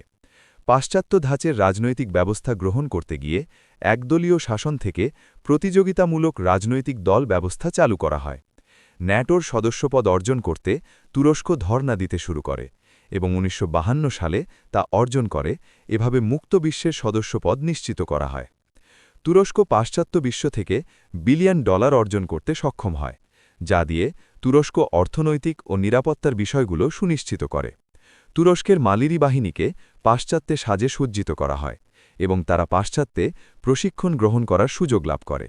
ন্যাটোর মাধ্যমে সামরিক বাহিনীর আধুনিকীকরণের কাজ করা হয়। তুরস্কে আমেরিকার সেনাবাহিনীর ঘাঁটি স্থাপন করা হয়। তুরস্ককে ঘাঁটি করে পাশ্চাত্য জগৎ উত্তর দিক থেকে সম্ভাব্য ভূমধ্যসাগরের দিকে সোভিয়েট আগ্রাসন রোধ করা, মধ্যপ্রাচ্য বলয়বদ্ধ করা এবং পারস্য উপসাগরীয় অঞ্চলের ওপর আধিপত্য বজায় রাখার ব্যবস্থা পাকাপোক্ত করা হয়। এসব কারণে ১৯৫৫ সালে বেনভাগ জোটনিরপেক্ষ সম্মেলনে পাশ্চাত্যের সঙ্গে দহরম মহরমের অভিযোগে তুরস্ককে অভিযুক্ত করা হয় এবং মুসলমান রাষ্ট্র কর্তৃক তুরস্ককে ব্লাসফেমির অভিযোগেও অভিযুক্ত হতে হয়। শীতল যুদ্ধাবসানোত্তর সময়ে তুরস্কের এলিটগণ সর্বতোভাবে তুরস্কের পাশ্চাত্য ও ইউরোপীয়করণের পক্ষে সমর্থন যোগায়। তুরস্কের জন্য ন্যাটোর সদস্যপদ বহাল রাখা খুবই জরুরি, কারণ এর ভেতর দিয়ে তুরস্ক পশ্চিমা বিশ্বের সঙ্গে সম্পর্ক বজায় রাখতে পারে এবং প্রতিবেশী গ্রিসের সঙ্গে ভারসাম্য রক্ষা করা সম্ভব করে থাকে। তুরস্ক এখন আর উপরের অর্থাৎ সোভিয়েট সম্ভাব্য ভীতি থেকে মুক্ত থাকার জন্য পাশ্চাত্যের কাছে তত গুরুত্বপূর্ণ দেশ নয়। তবুও যেহেতু উপসাগরীয় অর্থাৎ গাক্ষ যুদ্ধের সম্ভাবনা রয়েছে, সেহেতু পশ্চিমা বিশ্বের জন্য তুরস্কের সঙ্গে সম্পর্ক রাখা প্রকারান্তরে দক্ষিণ দিকের ভয়ভীতি থেকে মুক্ত থাকার সাম্য। এইসব যুদ্ধে তুরস্ক সবসময়ই সাদ্দাম বিরোধী জোটের সঙ্গে একাত্ম থাকে এবং বাস্তবেও সাদ্দাম বিরোধী পদক্ষেপ গ্রহণ করে। তুরস্ক তার ভূমি দিয়ে ইরাকের গ্যাস ও তেলের পাইপলাইন বন্ধ করে দেয়, যে পাইপলাইন দিয়ে ভূমধ্যসাগরের বন্দরে ইরাকি তেল সরবরাহ করা হয়ে থাকে। তাছাড়া তুরস্ক ইরাকের বিরুদ্ধে ব্যবহারের জন্য মার্কিন যুদ্ধবিমানকে তার আকাশ দিয়ে চলতে অনুমতি দেয় এবং ঘাঁটিও ব্যবহার করার অনুমতি তাদের রয়েছে। ইরাকের বিরুদ্ধে পশ্চিমা বিশ্ব, বিশেষ করে মার্কিন যুক্তরাষ্ট্রের প্রতি সাহায্য করার বিরুদ্ধে তুর্কিরা তুর্কি প্রেসিডেন্ট অজালের ওপর অসন্তুষ্ট হয়ে ওঠে। তার এবং তার বিদেশ প্রতিরক্ষা মন্ত্রীর পদত্যাগ চাওয়া হয়। সামরিক বাহিনীর প্রধান, জেনারেল স্টাফ অফিসারের পদত্যাগ চাওয়া হয়। তাছাড়া মার্কিন যুক্তরাষ্ট্রের প্রতি নমনীয় মনোভাবের জন্য অজালের বিরুদ্ধে তীব্র আন্দোলন গড়ে ওঠে। এইসব কারণে তুর্কি প্রেসিডেন্ট ডেমিরেল এবং প্রধানমন্ত্রী সিলার ইরাকের বিরুদ্ধে জাতিসংঘের আরোপিত অবরোধ প্রত্যাহারের আবেদন জানায়, যে কারণে তুরস্কের অর্থনৈতিক ক্ষতি দৃশ্যমান ছিল। দক্ষিণের আক্রমণের বিরুদ্ধে পশ্চিমাদের সঙ্গে কাজ করা তুরস্কের জন্য ততটা নিশ্চিত ছিল না যতটা নিশ্চিত ছিল সোভিয়েত ইউনিয়নের অর্থাৎ উত্তরের নিকট থেকে আসা ভয়ভীতির বিরুদ্ধে পশ্চিমাদের সঙ্গে কাজ করার অঙ্গীকার। গাক্ষ যুদ্ধেও দেখা গিয়েছে তুরস্ক দক্ষিণের আক্রমণের ভয়ে ততটা কাহিল ছিল না। শীতল যুদ্ধকালীন তুরস্কের সভ্যতার পরিচয় নিয়ে তেমন কোনো প্রশ্ন না আসলেও শীতল যুদ্ধ পরবর্তী সময়ে তুরস্কের সভ্যতার পরিচয় যেন আরব বিশ্বের সঙ্গে যুক্ত করতে চাওয়া হয়। ১৯৮০-র দশকে তুরস্কের পশ্চিমাপন্থী এলিটগণের প্রাথমিক মূল লক্ষ্য ছিল বিদেশ নীতির ক্ষেত্রে তুরস্কের ইউরোপীয় ইউনিয়নের সদস্যপদ অর্জন করা। ১৯৮৭ সালের এপ্রিল মাসে তুরস্ক আনুষ্ঠানিকভাবে ইউনিয়নের সদস্যপদের জন্য আবেদন করে। ১৯৮৯ সালের ডিসেম্বর মাসে তুরস্ককে জানানো হয় যে তার আবেদনপত্রটি ১৯৯৩-এর পূর্বে বিবেচনার জন্য উপস্থাপন করা হবে না। ১৯৯৪ সালে ইউনিয়ন অস্ট্রিয়া, ফিনল্যান্ড, সুইডেন ও নরওয়ের সদস্যপদ অনুমোদন করে এবং প্রত্যাশা করা হয় যে আগামী বছর পোল্যান্ড, হাঙ্গেরি ও চেক প্রজাতন্ত্র এবং তারপর সম্ভবত স্লোভেনিয়া, স্লোভাকিয়া ও বাল্টিক প্রজাতন্ত্রগুলোর জন্য সদস্যপদ প্রদান করা হবে। তুরস্ক হতাশ হয়ে পড়ে, কেননা সেন্ট্রাল ইউরোপের দেশগুলো এবং ইউনিয়নের অন্যতম প্রভাবশালী সদস্য জার্মানি তুরস্কের আবেদনের পরিপ্রেক্ষিতে সক্রিয় কোনো সমর্থন প্রদান করেনি। মার্কিন যুক্তরাষ্ট্রের অনুরোধে তুরস্কের সঙ্গে শুল্ক ইউনিয়ন স্থাপন করলেও পূর্ণাঙ্গ সদস্যপদ তুরস্কের জন্য একটি স্বপ্ন এবং কিছুটা রহস্যজনকভাবেই থেকে যায়। তুরস্ক ইউনিয়নের সদস্যপদ পাওয়ার অভিপ্রায়ে সবসময়ই কেন লাইনের শেষ প্রান্তে অপেক্ষামান। প্রকাশ্যে অবশ্য ইউনিয়নের কর্মকর্তারা জানান যে তুরস্কের আয় ও অর্থনৈতিক উন্নয়নের মান স্ক্যান্ডিনেভিয়ান দেশগুলির অনেক নিচে। তাছাড়া তুরস্কের মানবাধিকারের সূচকও সন্তোষজনক নয়। তবে অপ্রকাশিত কারণ হল যে তুরস্কের সদস্যপদ প্রাপ্তির ক্ষেত্রে গ্রিসের উপর্যুপরি বাধা দান এবং আরও একটি উল্লেখযোগ্য কারণ হল যে তুরস্ক একটি মুসলমান দেশ। ইউরোপীয় ইউনিয়ন তুরস্কের ৬০ মিলিয়ন মুসলমানের জন্য, যার অধিকাংশ বেকার, তাদের সীমানা উন্মোচন করে রাখতে ইচ্ছুক নয়। তাছাড়া ইউনিয়ন মনে করে যে সাংস্কৃতিকভাবে তুরস্ক ইউরোপীয় সংস্কৃতি ধারণ করে না, তাই তুরস্ক ইউরোপীয় নয়। এমতাবস্থায় তুরস্ককে ইউনিয়নভুক্ত করা অনুমোদনযোগ্য নয়। তুরস্কের মানবাধিকার সম্পর্কে ১৯৯২ সালে প্রেসিডেন্ট অজাল বলেন, তুরস্কের মানবাধিকার রেকর্ড ভালো নয় বলে সদস্যপদ প্রদানে অস্বীকৃতি একটি খোঁড়া যুক্তি। আসল কারণ হল আমরা মুসলমান আর তারা হল খ্রিস্টান। কিন্তু ইউরোপীয় ইউনিয়নের সদস্যরা বলতে চান না যে ইউনিয়ন হল একটি খ্রিস্টানদের ক্লাব।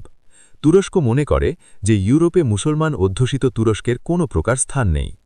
মক্কার দ্বারা প্রত্যাখ্যাত হয়ে এবং ব্রাসেলসের দ্বারা বঞ্চিত হয়ে তুরস্ক শীতল যুদ্ধবিহীন বিশ্বে তাসখন্দের দিকে ঘুরে দাঁড়ায়। প্রেসিডেন্ট অজাল ও অন্যান্য তুর্কি নেতারা বিদেশে তুর্কি সম্প্রদায়ের সংখ্যাধিক্যকে গুরুত্ব দেন এবং নিকট ভূমিষ্ঠ আদ্রিয়াটিক সাগর থেকে চীনের সীমানা পর্যন্ত বিস্তৃত তুর্কি জাতগোষ্ঠীর সঙ্গে সখ্য বৃদ্ধি করতে চান। এজন্য আজারবাইজান, তুর্কমেনিস্তান, কাজাকিস্তান, কিরগিস্তানের সঙ্গে বিশেষভাবে সম্পর্ক উন্নত করতে চান। ১৯৯১ এবং ১৯৯২ সালে তুরস্ক নতুন প্রজাতন্ত্রগুলোর সঙ্গে সম্পর্ক উন্নয়নের জন্য আদা জল খেয়ে নেমে পড়ে। এজন্য তুরস্ক সেখানে $১.৫ বিলিয়ন দীর্ঘমেয়াদী এবং স্বল্প সুদে অর্থধার দেয়, $৭৯ মিলিয়ন ক্ষয়রাতি সাহায্য দেয়, স্যাটেলাইট টেলিভিশন চ্যানেলের ব্যবস্থা করে দেয়। রুশ ভাষাভাষী চ্যানেলের বিপরীতে টেলিফোন যোগাযোগ ব্যবস্থার উন্নয়ন করা হয়, বিমান সেবার উন্নয়ন করা হয়। ওইসব দেশ থেকে হাজার হাজার শিক্ষার্থীকে বৃত্তির মাধ্যমে তুরস্কে পড়ালেখার জন্য নিয়ে আসা হয়। ব্যাংকার, ব্যবসায়ী, কূটনৈতিক ও শত শত সামরিক মন্ত্রীর প্রশিক্ষণের ব্যবস্থা করা হয়। তুরস্ক থেকে বহু শিক্ষক প্রজাতন্ত্রগুলোতে তুর্কি ভাষা শিক্ষা দেওয়ার জন্য গমন করেন এবং প্রায় ২,০০০ যৌথ অর্থনৈতিক উদ্যোগ গ্রহণ করা হয়। সাংস্কৃতিক কার্যক্রমের মাধ্যমে অর্থনৈতিক সম্পর্ক দৃঢ় করতে চাওয়া হয়। একজন তুর্কি ব্যবসায়ী যেমন বলেন, আজারবাইজান এবং তুর্কমেনিস্তানের উন্নয়নে সঠিক উন্নয়ন সহযোগী পাওয়া গিয়েছে। তুর্কিদের জন্য এটি কোনো কষ্টের কাজ নয়। তুরস্কের সঙ্গে আমাদের সংস্কৃতি অভিন্ন, প্রায় একই ধরনের ভাষা এবং আমরা একই হাড়ির খাবার খেয়ে থাকি। ককেশীয় ও সেন্ট্রাল এশিয়ার তুর্কি ঘেঁষা সম্প্রদায় ও জাতিসমূহের সঙ্গে তুরস্কের এই সখ্য যে শুধুমাত্র এলাকার নেতৃত্ব হাতে তুলে নেবার অভিপ্রায় করা হয়েছে তা নয়, সে সঙ্গে ওই সকল মুসলমান অধ্যুষিত এলাকায় ইরান এবং সৌদি আরবের আধিপত্য বিস্তার ও তার সাথে মৌলবাদী মতাদর্শ সম্প্রসারণের বিরুদ্ধে কার্যকর প্রতিরোধ গড়ে তোলাও এর অন্যতম কারণ। তুর্কিরা তাদের মতাদর্শকে দেখতে চায় যেমন একটি ধর্মনিরপেক্ষ মুসলমান কিন্তু গণতান্ত্রিক রাষ্ট্র, আর সেই সঙ্গে বাজার অর্থনীতির সমর্থক দেশ হিসেবে। তদনুযায়ী তুরস্ক সেন্ট্রাল এশিয়ার বিরুদ্ধে রাশিয়ার পুনরায় আধিপত্য বিস্তারের বিরুদ্ধেও সতর্ক থাকতে চায়। রাশিয়া এবং ইসলাম এ দুয়ের ভেতর একটি বিকল্প হিসেবে তুরস্ক নিজেকে বিবেচনা করে এবং বলা বাহুল্য তারা সেজন্য ইউরোপীয় ইউনিয়নের সদস্যপদ পাওয়া জরুরি বলে মনে করে। ১৯৯৩ সালে প্রেসিডেন্ট ওজালের মৃত্যু, সুলেমান ডেমিরেলের ক্ষমতারোহণ, তার্কি প্রজাতন্ত্রগুলোর জন্য তুরস্কের অর্থ বরাদ্দের সীমাবদ্ধতা এবং রাশিয়ার প্রভাব প্রতিপত্তির কারণে তুরস্কের নিকটতম বিদেশে আধিপত্য বিস্তারের প্রারম্ভিক উদ্যোগ বেশ কিছুটা ভাটা পড়ে। সোভিয়েত ইউনিয়নের পতনের পর তার্কি অর্থাৎ প্রাক্তন প্রজাতন্ত্রগুলোর নেতারা প্রথমেই আঙ্কারায় হুমড়ি খেয়ে পড়েন, কিন্তু পরবর্তীতে রাশিয়ার চাপে রিপাবলিকসমূহ রাশিয়ার সঙ্গে সম্পর্ক পুনর্নির্ধারণ করতে থাকেন এবং এই প্রক্রিয়ার অংশ হিসেবে তারা তাদের সাংস্কৃতিক পরমাত্মীয় তুরস্ক এবং পূর্বতন সাম্রাজ্যবাদের প্রভু রাশিয়ার মধ্যে একটি ভারসাম্য ধরনের সম্পর্ক স্থাপন করে। অবশ্য তারপরও প্রজাতন্ত্রগুলো তাদের সাংস্কৃতিক আত্মীয়তার সূত্র ধরে অর্থনৈতিক ও রাজনৈতিক বিষয়াদি নির্ধারণ করতে থাকে। এরই ধারাবাহিকতার অংশ হিসেবে রিপাবলিকগুলোর তেল সম্পদ, বিশেষ করে আজারবাইজান, বিদেশে রপ্তানির নিমিত্তে তুরস্কের ভূমি ব্যবহারপূর্বক ভূমধ্য সাগরের উপকূল পর্যন্ত তা বিস্তৃত করতে উদ্যোগী হয়। তবে মুদ্রার অপর দিক হল, তুরস্ক যখন প্রাক্তন সোভিয়েটের মুসলমান রিপাবলিকগুলোতে যোগসূত্র স্থাপনে ব্যস্ত, তখন তার ধর্মনিরপেক্ষ কেমালপন্থী পরিচয় নিজ ভূমি তুরস্কের অভ্যন্তরেই চ্যালেঞ্জের মুখোমুখি হয়। অন্যান্য দেশের মতো শীতল যোদ্ধাবসানের পর তুরস্কে সামাজিক ও অর্থনৈতিক উন্নয়নের অরাজকতার প্রধান ইস্যু হিসেবে জাতীয় পরিচয় ও নৃগোষ্ঠিক পরিচিতির প্রশ্নটি সামনে এসে পড়ে। এমতাবস্থায় ধর্মের মধ্যে এ প্রশ্নের উত্তর খুঁজে পাবার বিষয়টি গ্রাহ্য হতে থাকে।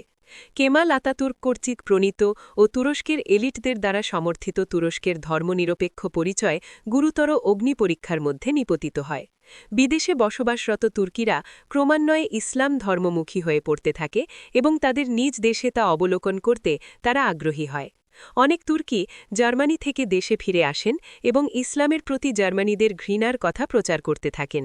জনগোষ্ঠীর মূল ধারার চিন্তা চেতনা ও আমল ক্রমাগতভাবে ইসলাম কেন্দ্রিক হতে শুরু করে। ১৯৯৩ সালে দেখা যায় যে তুরস্কের রাস্তায় ইসলামী কায়দায় দাড়ি এবং নেকাব পরিহিতা রমণীর সংখ্যা ক্রমাগত বাড়ছে। তাছাড়া মসজিদে নামাজের জন্য উপস্থিতিও পূর্বের তুলনায় বাড়তে থাকে। বইয়ের দোকানগুলো ইসলামী বই পুস্তক, অডিও ভিডিও ক্যাসেটে পরিপূর্ণ হতে থাকে, বাড়তে থাকে ক্রেতার সংখ্যা। একটা জরিপ থেকে দেখা যায় যে ২৯০টি প্রকাশনা সংস্থা ও মুদ্রণ সংগঠন ও প্রকাশক ৪টি দৈনিক পত্রিকা ইসলাম নিয়ে বই মুদ্রণ ও প্রকাশনা করতে থাকে। অরেজিস্ট্রিকৃত ৩০ কিলোওয়াট ক্ষমতাসম্পন্ন রেডিও ও টেলিভিশন কেন্দ্র অনবরত ইসলাম সম্পর্কে প্রোপাগান্ডা চালাতে থাকে। প্রথমত, তুরস্কে ধর্মীয় চেতনা ও মনোভাবের আশঙ্কাজনকভাবে উত্থান মোকাবিলা করতে তুরস্কের শাসকেরা মৌলবাদীদের সমর্থন দিতে ও বিপরীতে তাদের সমর্থন পেতে যা করা প্রয়োজন তা করার সিদ্ধান্ত নেয়। ১৯৮০ এবং ১৯৯০-এর দশকে তুরস্কের ধর্মনিরপেক্ষ সরকার ধর্ম বিষয়ক অফিস পরিচালনা করে মসজিদ নির্মাণ ও পুনর্নির্মাণ, সকল সরকারি বিদ্যালয়ে ধর্ম বিষয়ে শিক্ষক নিয়োগ, স্কুলসমূহে ইসলামের জন্য অর্থ বরাদ্দ করে। ধর্ম বিষয়ে পড়ালেখার জন্য স্কুল স্থাপন করা হয় এবং সেখান থেকে হাজার হাজার স্নাতক কৃতকার্য হয়ে আসতে থাকে। ফরাসি দেশের বিপরীতে তুর্কি সরকার স্কুলে মুসলমান মেয়েদের স্কার্ফ পরার অনুমতি প্রদান করে। কেমালের দ্বারা নিষিদ্ধ হবার ৭০ বছর পরে তা আবার ফিরে এলো। সরকারি এসব কার্যক্রম আসলে ইসলামপন্থীদের চাপেই করা হলো। তাহলে সহজেই অনুমান করা যায় ১৯৮০-১৯৯০ সালে তুরস্কে ইসলামীকরণের ঝড়ো হাওয়া কত প্রবল বেগে বয়ে গেল। দ্বিতীয়ত, ইসলামের পুনরুত্থান তুরস্কের রাজনীতির বৈশিষ্ট্য পাল্টিয়ে ফেলে। রাজনৈতিক নেতৃত্ব যেমন তুরভুত সুজাল খুব খোলামেলাভাবেই ইসলামের প্রতীক এবং আদর্শের সঙ্গে নিজেকে একাত্ম করে নেন। অন্যান্য স্থানের মতো তুরস্কেও গণতন্ত্র দেশিকীকরণের শিকার হয় এবং সেই গণতন্ত্র হয় ধর্মীয় ধাঁচের গণতন্ত্র, এবং এভাবে তা ধর্মের মধ্যে ফিরে আসে। জনগণের ইচ্ছার প্রতি সম্মান দেখানোর আকাঙ্ক্ষা এবং ভোট লাভের জন্য রাজনীতিকরা, এমনকি মারক সেনা, যারা ছিলেন ধর্মনিরপেক্ষ তুরস্ক রক্ষার অতন্দ্র প্রহরী, তারাও জনগণের ধর্মীয় অনুভূতিকে মূল্য দিতে শুরু করেন। জনপ্রিয় সরকার হতে হলে ইসলামের প্রতি ঝুঁকে থাকতেই হবে। তবে এলিট ও আমলাগণ এবং সামরিক বাহিনীর অধিকাংশ সদস্যই ধর্মনিরপেক্ষ মতাদর্শের ছিলেন। ইসলামী ভাবধারা সেনাবাহিনীর মধ্যে প্রবেশ করেছিল, ফলে ১৯৮৭ সালে সামরিক একাডেমি থেকে কয়েক শত ক্যাডেটকে ইসলামী ভাবধারার ধারক হবার অভিযোগে অপসারণ করা হয়। অবশ্য প্রধান রাজনৈতিক দলগুলো পুনর্জাগরিত ইসলামী ভোটারদের সমর্থন পাবার জন্য ইসলামী মতাদর্শদের সমর্থন দিতে থাকে, যা আতাতুর্ক নিষিদ্ধ ঘোষণা করেছিলেন। ১৯৯৪ সালের মার্চ মাসে স্থানীয় নির্বাচনে মৌলবাদী ওয়েলফেয়ার পার্টি ও তদ্রূপ অন্যান্য সমযোজনা সম্পন্ন ৫টি দলের প্রাপ্ত ভোটের সংখ্যা বৃদ্ধি পায়। তারা প্রায় ১৯% ভোট পায়, যেখানে প্রধানমন্ত্রী সিলারের ট্রুথ পার্টি পেয়েছিল ২১%। অন্যদিকে 20% ভোট পায় প্রয়াত ওজালের মাদারল্যান্ড পার্টি। ওয়েলফেয়ার পার্টি তুরস্কের দুটি গুরুত্বপূর্ণ শহরের নিয়ন্ত্রণ ক্ষমতা অর্জন করে, যথা ইস্তাম্বুল ও আঙ্কারা। এর 6 মাস পরে ১৯৯৫ সালের ডিসেম্বরে পার্লামেন্ট নির্বাচনে ওই দল ভালো করে এবং একটি ধর্মনিরপেক্ষ পার্টির সঙ্গে কোয়ালিশন করে সরকার গঠন করে। অন্যান্য দেশের মতো তুরস্কেও মৌলবাদী সমর্থন মূলত যুব সমাজ থেকে আসতে থাকে। এদের মধ্যে ছিল ফেরত আসা অভিবাসী, সমাজের ছিন্নমূল ও অধিকার বঞ্চিত অংশ এবং শহরের নব আগত অভিবাসী। তৃতীয়ত, তুরস্কে ইসলামের পুনরুত্থান তুরস্কের বিদেশ নীতিতেও প্রভাব ফেলে। প্রেসিডেন্ট ওজালের নেতৃত্বে তুরস্ক গালফ যুদ্ধে পশ্চিমের সমর্থন জুগিয়েছিল। তিনি ভাবছিলেন যে এ ধরনের সমর্থন দানের বিনিময়ে তারা ইউরোপীয় ইউনিয়নের সদস্যপদ অর্জন করবে। তবে শেষ পর্যন্ত তা হয়নি। এমনকি ন্যাটো তুরস্ককে সমর্থন দিতে ইতস্তত করে। ইরাকের দ্বারা তুরস্ক আক্রান্ত হলে ন্যাটো একটি অরুশ দেশ দ্বারা আক্রান্ত তুরস্ককে সমর্থন দিতে চায়নি। তুর্কিরা তাদের ইসরায়েলের সঙ্গে তাদের মারক সামরিক সখ্য বজায় রাখতে ছিল, যা তুরস্কের ইসলামপন্থীরা সুনজরে দেখেনি। উল্লেখ্য যে ১৯৮০-এর দশকে তুরস্ক আরবের সঙ্গে সম্পর্ক উন্নত করে এবং ১৯৯০-এর দশকে বসনিয়ার মুসলমান এবং আজেরবাইজানকে সমর্থন দেয়। তারপরও বালকান এলাকা, মধ্য এশিয়া, মধ্যপ্রাচ্যের দৃষ্টি থেকে বিচার করে বলা যায় যে তুরস্কের বিদেশনীতি ক্রমাগতভাবে ইসলামপন্থী হতে থাকে। একটি সভ্যতাময় পরিচয়ে ফিরে আসার জন্য যে ৩টি শর্ত পূরণ করতে হয়, তুরস্ক বেশ কয়েক বছর ধরে তার ২টি শর্ত পূরণ করে আসছে। তুরস্কের এলিটরা সর্বতোভাবে সমর্থন জানাতে ইচ্ছুক এবং জনগণও নীরবে সমর্থন জানাতে প্রস্তুত। প্রাপক এলিট এবং পাশ্চাত্য সভ্যতা, যদিও তারা চান না, তবুও এই ইস্যুটি স্থূলিত এবং ভারসাম্যাবস্থায় আছে। তুরস্কের অভ্যন্তরে ইসলামী পুনর্জাগরণবাদীরা সক্রিয়ভাবে প্রচেষ্টা চালিয়ে জনগণের মধ্যে পশ্চিম বিরোধী মনোভাব জাগিয়ে তুলছে এবং এভাবে তারা ধর্মনিরপেক্ষবাদী ও পশ্চিমপন্থী তুরস্ক এলিটদের অবমূল্যায়ন করছে। ইউরোপীয় ইউনিয়নের অন্তর্ভুক্ত হবার বাধা হিসেবে তুরস্কের ২টি অবস্থা দায়ী। তা হল প্রাক্তন সোভিয়েত প্রজাতন্ত্রের উপর নেতৃত্ব গ্রহণে তুরস্কের ইচ্ছা এবং তুরস্কে ইসলামী ধারার পুনর্জাগরণ, যা আতাতুর্কের উত্তরাধিকারত্বকে অস্বীকার করে। এ সব কিছুই বলে দেয় যে তুরস্ক একটি ছিদ্র রাষ্ট্রই থাকবে। এ সব কিছু সত্ত্বেও তুরস্কের নেতৃত্ব বরাবরই বলেন যে তাদের দেশ একটি সেতুর মতো, যা বিভিন্ন সংস্কৃতির মধ্যে সংযোগ স্থাপন করে।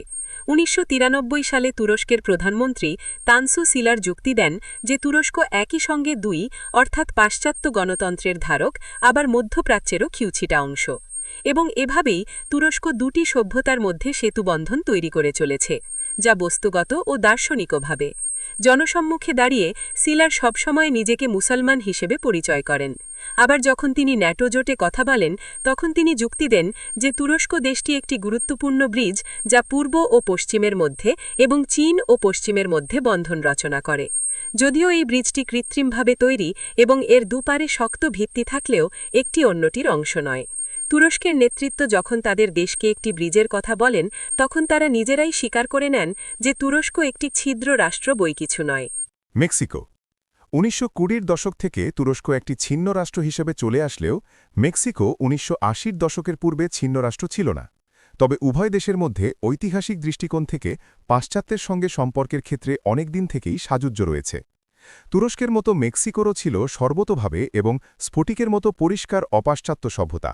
এমনকি বিংশ শতাব্দীতে অক্টোভিয়া ৫ তুলে ধরেন যে মেক্সিকোর চরিত্র কোর এবং তা ভারত উদ্ভূত। নিঃসন্দেহে এটি অ-ইউরোপীয়। ঊনবিংশ শতাব্দীতে মেক্সিকো অটোমান সাম্রাজ্যের মতো ছিন্ন বিচ্ছিন্ন হয়ে গিয়েছিল, যাতে হাত লাগিয়েছিল পাশ্চাত্য বিশ্ব। বিংশ শতাব্দীর দ্বিতীয় ও তৃতীয় দশকে মেক্সিকোতে নতুন জাতীয় পরিচয় ও নতুন একদল রাজনৈতিক দলের আবির্ভাব ঘটে। তুরস্কে বিপ্লবের ধারা ছিল ইসলামী ঐতিহ্য পরিত্যাগ করা ও সেই সঙ্গে অটোমান সংস্কৃতি বর্জন করা এবং তার বিনিময়ে পাশ্চাত্য সভ্যতা ও জীবনধারাকে নিয়ে আসা ও তা অনুসরণ করা।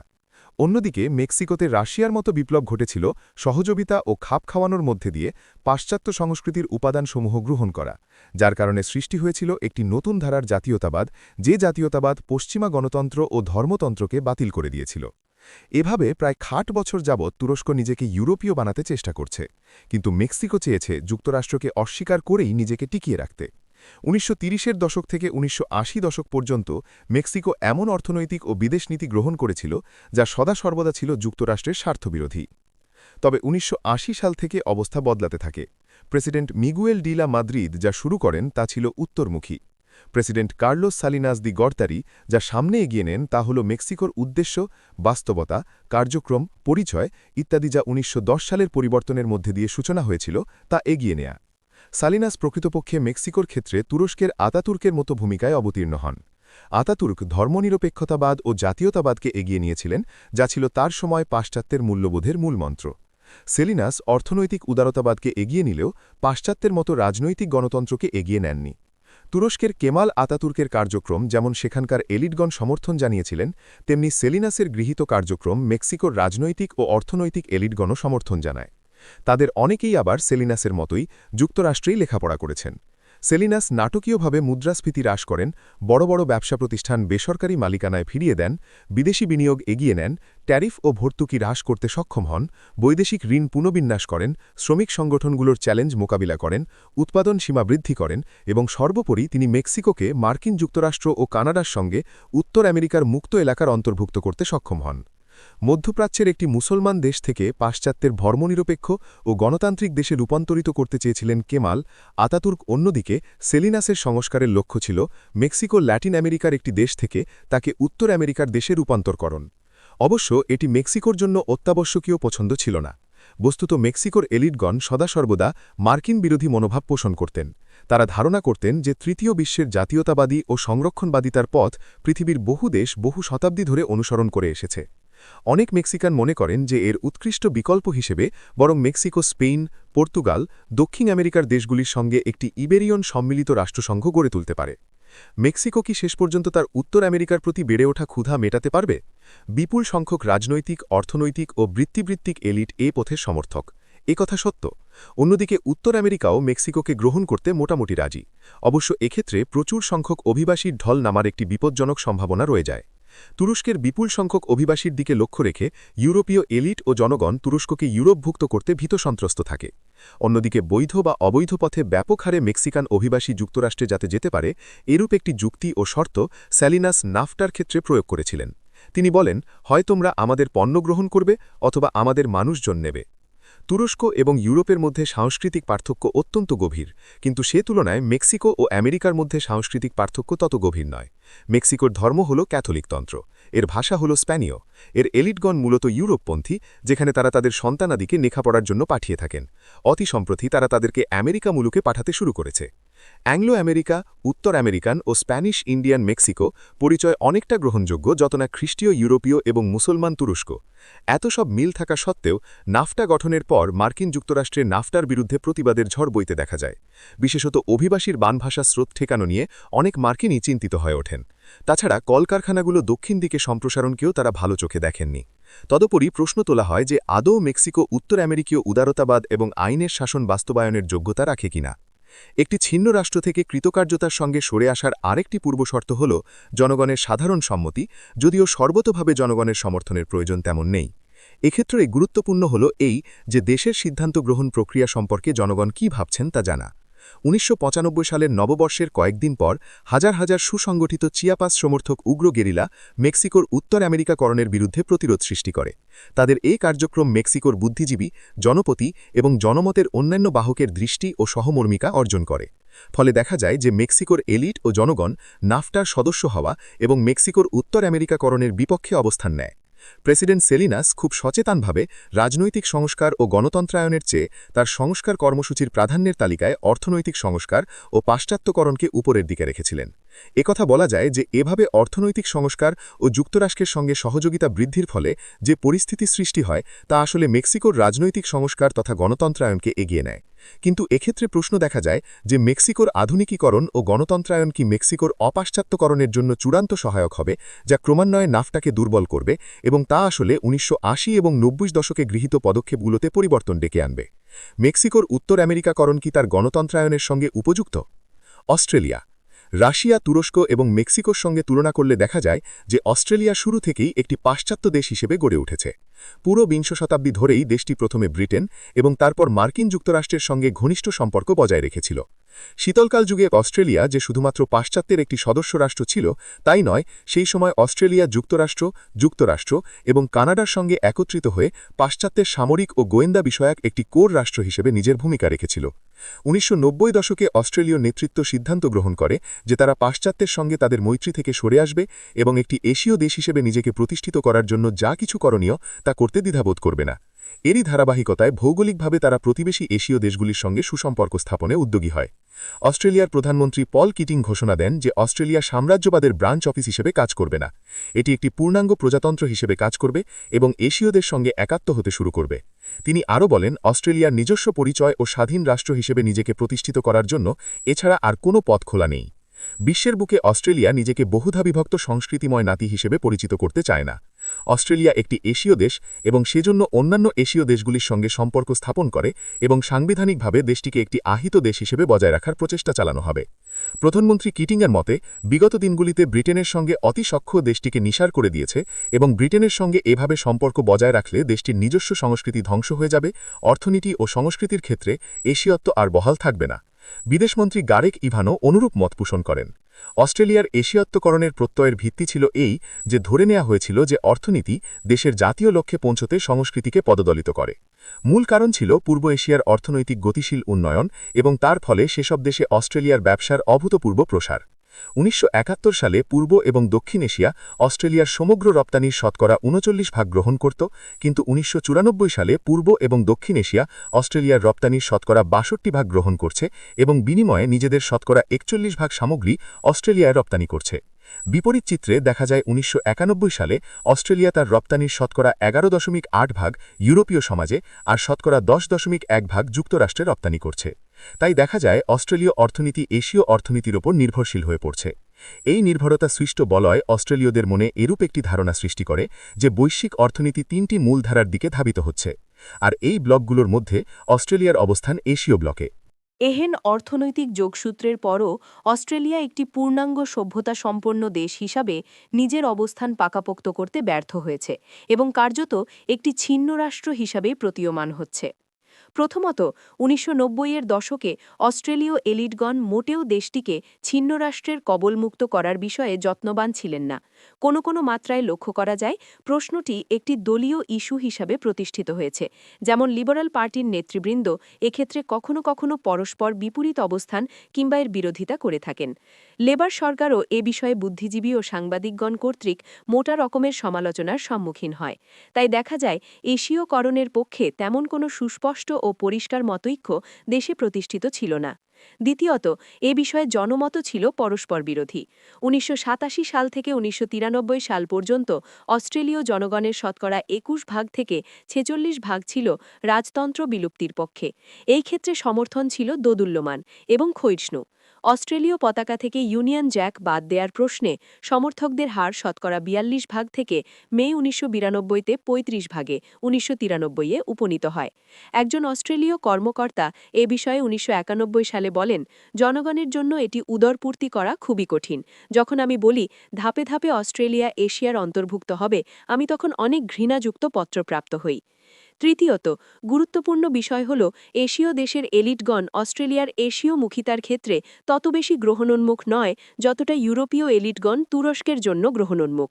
এশীয় দেশের এলিটগণ পরিষ্কার করতে চান যে অস্ট্রেলিয়া যদি সতাই এশিয়ার অংশ হতে চায় তবে তাকে অবশ্যই পরিপূর্ণ ও সত্যিকার অর্থে এশীয় হতে হবে, যা তার পক্ষে হওয়া সম্ভব। একজন ইন্দোনেশীয় কর্মকর্তার মতে এশিয়ার সঙ্গে অস্ট্রেলিয়ার সাফল্যজনক সংহতি একটি বিষয়ের ওপর নির্ভর করছে, তা হল এশীয় দেশসমূহ এই সংহতিকে কিভাবে স্বাগত জানায়। এশীয় দেশসমূহের সঙ্গে অস্ট্রেলিয়ার সংহতির জন্য অস্ট্রেলিয়ার জনগণ ও সরকারকে এশীয় সমাজ ও সংস্কৃতিকে উপলব্ধি করতে হবে। অস্ট্রেলিয়ার এশীয়করণ উদ্যোগ আর পাশ্চাত্যের প্রতি তার দুর্বলতার মধ্যে একটি ফাঁক রয়েছে। সাংস্কৃতিকভাবে অস্ট্রেলিয়া এখনও ইউরোপীয়। ১৯৯৪ সালে এরূপ মন্তব্য করেছেন প্রধানমন্ত্রী মাহাতির মোহাম্মদ। এজন্য আমরা মনে করি অস্ট্রেলিয়া ইউরোপীয় এবং তাই তার পূর্ব এশীয় অর্থনৈতিক ককাসের সদস্য হওয়া সমীচীন হবে না। অস্ট্রেলিয়া যেহেতু সাংস্কৃতিকভাবে এখনও ইউরোপীয়, সেহেতু আমাদের ফোরামে এসে তার ইউরোপীয় সংস্কৃতি নিয়ে কথা বলার অধিকার থাকবে। অথচ আমরা এশীয় সংস্কৃতির ধারকবাহক এবং এশীয় সংস্কৃতি নিয়ে এগিয়ে যেতে চাই। অতএব অস্ট্রেলিয়া আমাদের গোষ্ঠীর সঙ্গে তেমন খাপ খায় না। এই কারণেই আমি অস্ট্রেলিয়াকে EAACর সদস্য হওয়ার বিষয়ে বিরোধিতা করে থাকি। সুতরাং এটি গায়ের চামড়ার রঙের জন্য নয়, সংস্কৃতির জন্য। সে কারণে এশীয়রা অস্ট্রেলিয়াকে তাদের সংঘে বাইরে বের করে দিতে দৃঢ় প্রতিজ্ঞ। ঠিক অনুরূপ কারণেই ইউরোপীয়রা তুরস্ককে তাদের ইউনিয়নভুক্ত করতে পারছে না। তারা আমাদের থেকে পৃথক, বা তারা আমরা নই। তাহলে দেখা যায় মাহাতির যেমন বলেছেন, সংস্কৃতি এবং মূল্যবোধই হল প্রধান অন্তরায়, যার দরুন অস্ট্রেলিয়া এশিয়ার সাথে যুক্ত হতে পারছে না। গণতন্ত্র, মানবাধিকার, মুক্ত সংবাদ প্রবাহ সম্পর্কে অস্ট্রেলিয়ার দৃঢ় প্রত্যয়ের সঙ্গে তার নিত্য সংঘাত পরিলক্ষিত হয়। একজন অস্ট্রেলীয় ডিপ্লোম্যাটের মতে, এই অঞ্চলে অস্ট্রেলিয়াকে নিয়ে বাস্তব সমস্যা আমাদের পতাকা নিয়ে নয়, বরং তা হল সংস্কৃতি ও সামাজিক মূল্যবোধ অনুসৃত প্রত্যয়গুলো নিয়ে। আমি সন্দেহ করি তুমি এমন কোনো অস্ট্রেলীয়কে পাবে না যে এশীয় অঞ্চলের সঙ্গে অস্ট্রেলিয়ার সংহতির বিনিময়ে তার সংস্কৃতি ও মূল্যবোধের কোনো একটি বিষয়কে ছাড় দেবে। এশিয়া ও অস্ট্রেলিয়ার মধ্যে চারিত্রিক সহ রীতি, শৈলী, আচরণগত পার্থক্য স্পষ্ট। যেমনটি মাহাতির বলেন, এশিয়া তাদের লক্ষ্য অর্জনের জন্য অতি সূক্ষ্ম, পরোক্ষ, সমন্বিত, অসরল, অবিচারযুক্ত, অবাস্তব এবং সংঘাত বিবর্জিত পথে এগোতে আগ্রহী। অথচ অস্ট্রেলীয়রা বিপরীতভাবে পরোক্ষ, নীরস, দুর্বোধ্য, স্পষ্টবাদী, অসংবেদনশীল তথা ইংরেজি ভাষাভাষী অপর মানুষের ন্যায় লক্ষ্য অর্জনে দৃঢ়ভাবে এগিয়ে থাকে। সংস্কৃতির এই সংঘাত প্রধানমন্ত্রী পল কিটিংয়ের ভেতরই ধরা পড়ে। কিটিং অস্ট্রেলীয় জাতীয় চরিত্রের চরম দিক উন্মোচন করেছেন। অস্ট্রেলিয়াকে এশীয় হতে হবে, এরকম খোলামেলা ও নির্দয় যুক্তি উপস্থাপন করতে কিটিং অনবরত এশীয় নেতৃবৃন্দ দ্বারা রুষ্ট, হতাশাগ্রস্ত এবং বিরাগভাজন হয়েছেন। কিটিং ইভ্যানের কার্যক্রমকে অদূরদর্শী বলে গণ্য করা হয়ে থাকে। তারা উভয়েই অর্থনৈতিক ব্যবস্থাকে অতি গুরুত্ব দিতে গিয়ে সাংস্কৃতিক বিষয়াদিকে উপেক্ষা করেছেন। এ অবস্থাকে অস্ট্রেলিয়ার মূল আর্থিক সমস্যা থেকে দৃষ্টি অন্যদিকে ফেরানোর অপপ্রচেষ্টা হিসাবে অনেকে গণ্য করেন। অন্যদিকে তাদের এই প্রচেষ্টাকে একটি সুদূর প্রসারী উদ্যোগের নিরিখে দেখা যায়, যার দ্বারা তারা উদীয়মান অর্থনৈতিক, রাজনৈতিক ও সামরিক শক্তির কেন্দ্রবিন্দু তথা পূর্ব এশিয়ার সঙ্গে একাত্ম হয়ে অস্ট্রেলিয়ার উন্নয়ন ত্বরান্বিত করতে চেয়েছিল। এক্ষেত্রে দেখা যায় অস্ট্রেলিয়া হল প্রথম পাশ্চাত্য দেশ, যে দেশ পাশ্চাত্যচ্যুত হয়ে উদীয়মান অপাশ্চাত্য সভ্যতার সঙ্গে একাত্ম হতে উৎসাহিত হয়েছিল। অনেকে দ্বাবিশ্ব শতাব্দীর ভবিষ্যৎবাণী করেন এভাবে, শুরুতে ঐতিহাসিকরা হয়তো পেছনে ফিরে তাকিয়ে কিটিংয়ের এশীয়করণ প্রচেষ্টাকে পাশ্চাত্যের পতনের একটি প্রক্রিয়ার অংশ হিসাবে বিবেচনা করবেন। যদি এই পথ অস্ট্রেলিয়া এখন অনুসরণ করে, তবে বলা যায় অস্ট্রেলিয়ার পাশ্চাত্য সভ্যতা ও ঐতিহ্য বিলীন হয়ে যাবে না, এবং এই সৌভাগ্যবান দেশটি চিরকালীন একটি ছিন্ন রাষ্ট্রের দিকে ধাবিত হবে, এবং এটি একই সাথে সাম্রাজ্যবাদের শাখা অফিস, যেমনটি পল কিটিং মন্তব্য করেছেন, এবং এশিয়ার নব্য শ্বেতাবর্জনা হিসাবে গণ্য হবে, যেমনটি লি কুয়ান ইয়েই চিহ্নিত করেছেন। অস্ট্রেলিয়ার জন্য এটি একটি অপরিহার্য বিশিষ্ট পরিস্থিতি নয়। ব্রিটেনের সঙ্গে সম্পর্ক ছিন্ন করার বাসনা অস্ট্রেলিয়াকে এশীয় একটি শক্তি হিসাবে গণ্য করার পরও অস্ট্রেলীয় নেতৃত্ব দেশটিকে প্রশান্ত মহাসাগরীয় দেশ হিসাবে গণ্য করতে চায়। এমনকি কিটিংয়ের পূর্ববর্তী প্রধানমন্ত্রী রবার্ট হাউকও তেমনটি করতে আগ্রহী হয়েছিলেন। যদি অস্ট্রেলিয়া নিজেকে ব্রিটেনের রাজতন্ত্র থেকে অবমুক্ত করে একটি পৃথক প্রজাতন্ত্র হিসাবে দেখতে চায়, তবে এটি তেমন ধারার সারিতে প্রথম দেশ হবে যে ব্রিটেন থেকে উদ্ভূত একটি অভিবাস সম্পন্ন দেশ, যার আকার মহাদেশের মতো, যার অধিবাসীর ভাষা ইংরেজি, যে দেশটি তিনটি যুদ্ধের আলো হিসাবে পরিচিত, যে দেশটি প্রায় পূর্ণতাই ইউরোপীয়, যদিও মনে হয় জনসংখ্যার বিচারে দেশটি এশীয়দের দ্বারা ভরপুর হতে চলেছে। সাংস্কৃতিক ও মূল্যবোধের ক্ষেত্রে দেখা যায় জুলাই ৪, ১৭৭৬ সালের স্বাধীনতার ঘোষণায় অস্ট্রেলীয় মূল্যবোধেরই প্রতিফলন, এশীয় মূল্যবোধের নয়। অর্থনৈতিকভাবে দেখা যায় দেশটি যেসব দেশের সঙ্গে সংযুক্ত তার থেকে পৃথক থাকতে চায়। তারা নাফটার বিস্তার চায় এবং উত্তর আমেরিকা, দক্ষিণ প্রশান্ত মহাসাগরীয় অঞ্চল যুক্ত করতে চায়, যেখানে মার্কিন যুক্তরাষ্ট্র, কানাডা, অস্ট্রেলিয়া এবং নিউজিল্যান্ড অংশগ্রহণ করবে। এই ধরনের জোট সম্ভবত অস্ট্রেলিয়ার সংস্কৃতি ও অর্থনৈতিক উন্নয়নের মধ্যে সমন্বয় ও বোঝাপড়াপূর্বক অস্ট্রেলিয়ার উন্নয়নের একটি শক্ত ভিত্তি ও তার পরিচয় সংক্রান্ত সমস্যা দূর করতে সহায়ক হবে। অপরদিকে অস্ট্রেলিয়াকে এশিয়া বানানোর প্রচেষ্টা হবে বোকা জমকালো কাজ, পাশ্চাত্যের সংক্রমণ ও সাংস্কৃতিক ভগ্নমনস্কতা। যখন অস্ট্রেলিয়ার নেতৃত্ব দেশটিকে এশীয়করণের ধ্যানে মগ্ন থাকে, তখন অন্যান্য ছিন্ন রাষ্ট্র যেমন তুরস্ক, মেক্সিকো, রাশিয়া তাদের দেশকে পাশ্চাত্যকরণের কাজে ব্যস্ত। তাদের অভিজ্ঞতা গভীরভাবে বিবেচ্য, এজন্য যে এটি একটি কঠিন চ্যালেঞ্জ, কেননা এ বিষয়ে ক্ষমতা কতটুকুর আছে যা পূর্বের অবস্থায় ফিরে আসা এবং দেশীয় সংস্কৃতির সম্মান রক্ষা করার প্রশ্নগুলো গুরুত্বপূর্ণ হয়ে দাঁড়ায়। এসব ক্ষেত্রে নিজত্ব রেখে নিজেকে নবীনত করার প্রশ্ন দেখা দেয়। নতুনত্ব ধারণ করা এবং পাশ্চাত্য থেকে আমদানিকৃত সংস্কৃতি ও মূল্যবোধ হজম করা অত সহজ কাজ নয়। প্রত্যাখ্যানপন্থীরা পাশ্চাত্যের কোনো কিছুই গ্রহণ করতে নারাজ, আবার মোস্তাফা কেমালীয় ধারাও ব্যর্থ হয়েছে। যদি অপাশ্চাত্য সমাজকে মডার্ন করতে হয়, তবে তাদেরকে নিজস্ব পথেই এগোতে হবে, পাশ্চাত্যের পথে নয়। জাপানকে ছাড়াতে হলে নিজস্ব ধারায় নিজস্ব ঐতিহ্যের প্রতি সম্মান দেখিয়ে প্রতিষ্ঠানাদি ও মূল্যবোধের চর্চা করার প্রয়োজন রয়েছে। রাজনৈতিক নেতৃত্বকে স্বকীয় সংস্কৃতির অহংকারে অনুপ্রাণিত হয়ে উপলব্ধি করতে হবে যে তাদের সংস্কৃতির কোনো প্রকার মৌলিক পুনর্স্থাপনের মতো কাজ কার্যত নিয়তির দ্বারা পূর্বলিখিত ব্যর্থতার মতো। যখন তারা পাশ্চাত্য সভ্যতার উপাদানগুলো তাদের সমাজে খাপ খাওয়াতে চাইবে, তখন তারা কখনোই তাদের নিজস্ব সংস্কৃতি ও সভ্যতার মূল বা কোর বিষয়গুলোকে পদদলিত বা চিরদিনের জন্য বিদায় করে দিতে পারে না। বিপরীতভাবে দেখা যায়, অপাশ্চাত্য সমাজে পাশ্চাত্য সংস্কৃতির সংক্রমণ সবসময়ই উল্টো ফল ও প্রতিক্রিয়া সৃষ্টি করে। তবে এই সংক্রমণ নাছোড়বান্দার মতো বজায় থাকলেও তা বিধ্বংসী নয়। রোগী বেঁচে থাকলেও পরিপূর্ণভাবে বেঁচে থাকে না। রাজনৈতিক নেতারা ইতিহাস সৃষ্টি করলেও তারা ইতিহাস থেকে নিজেদেরকে পিছু টান দিতে পারেন না। তারা তাদের দেশকে একটি ছিন্ন রাষ্ট্র তৈরি করলেও পাশ্চাত্য রাষ্ট্র বানাতে পারবেন না। তারা সাংস্কৃতিক ভগ্নমনস্কতার মাধ্যমে তাদের সমাজকে দূষিত করতে পারলেও তাদের নিজস্ব সাংস্কৃতিক উপাদানগুলো কিন্তু চলমানই থাকে।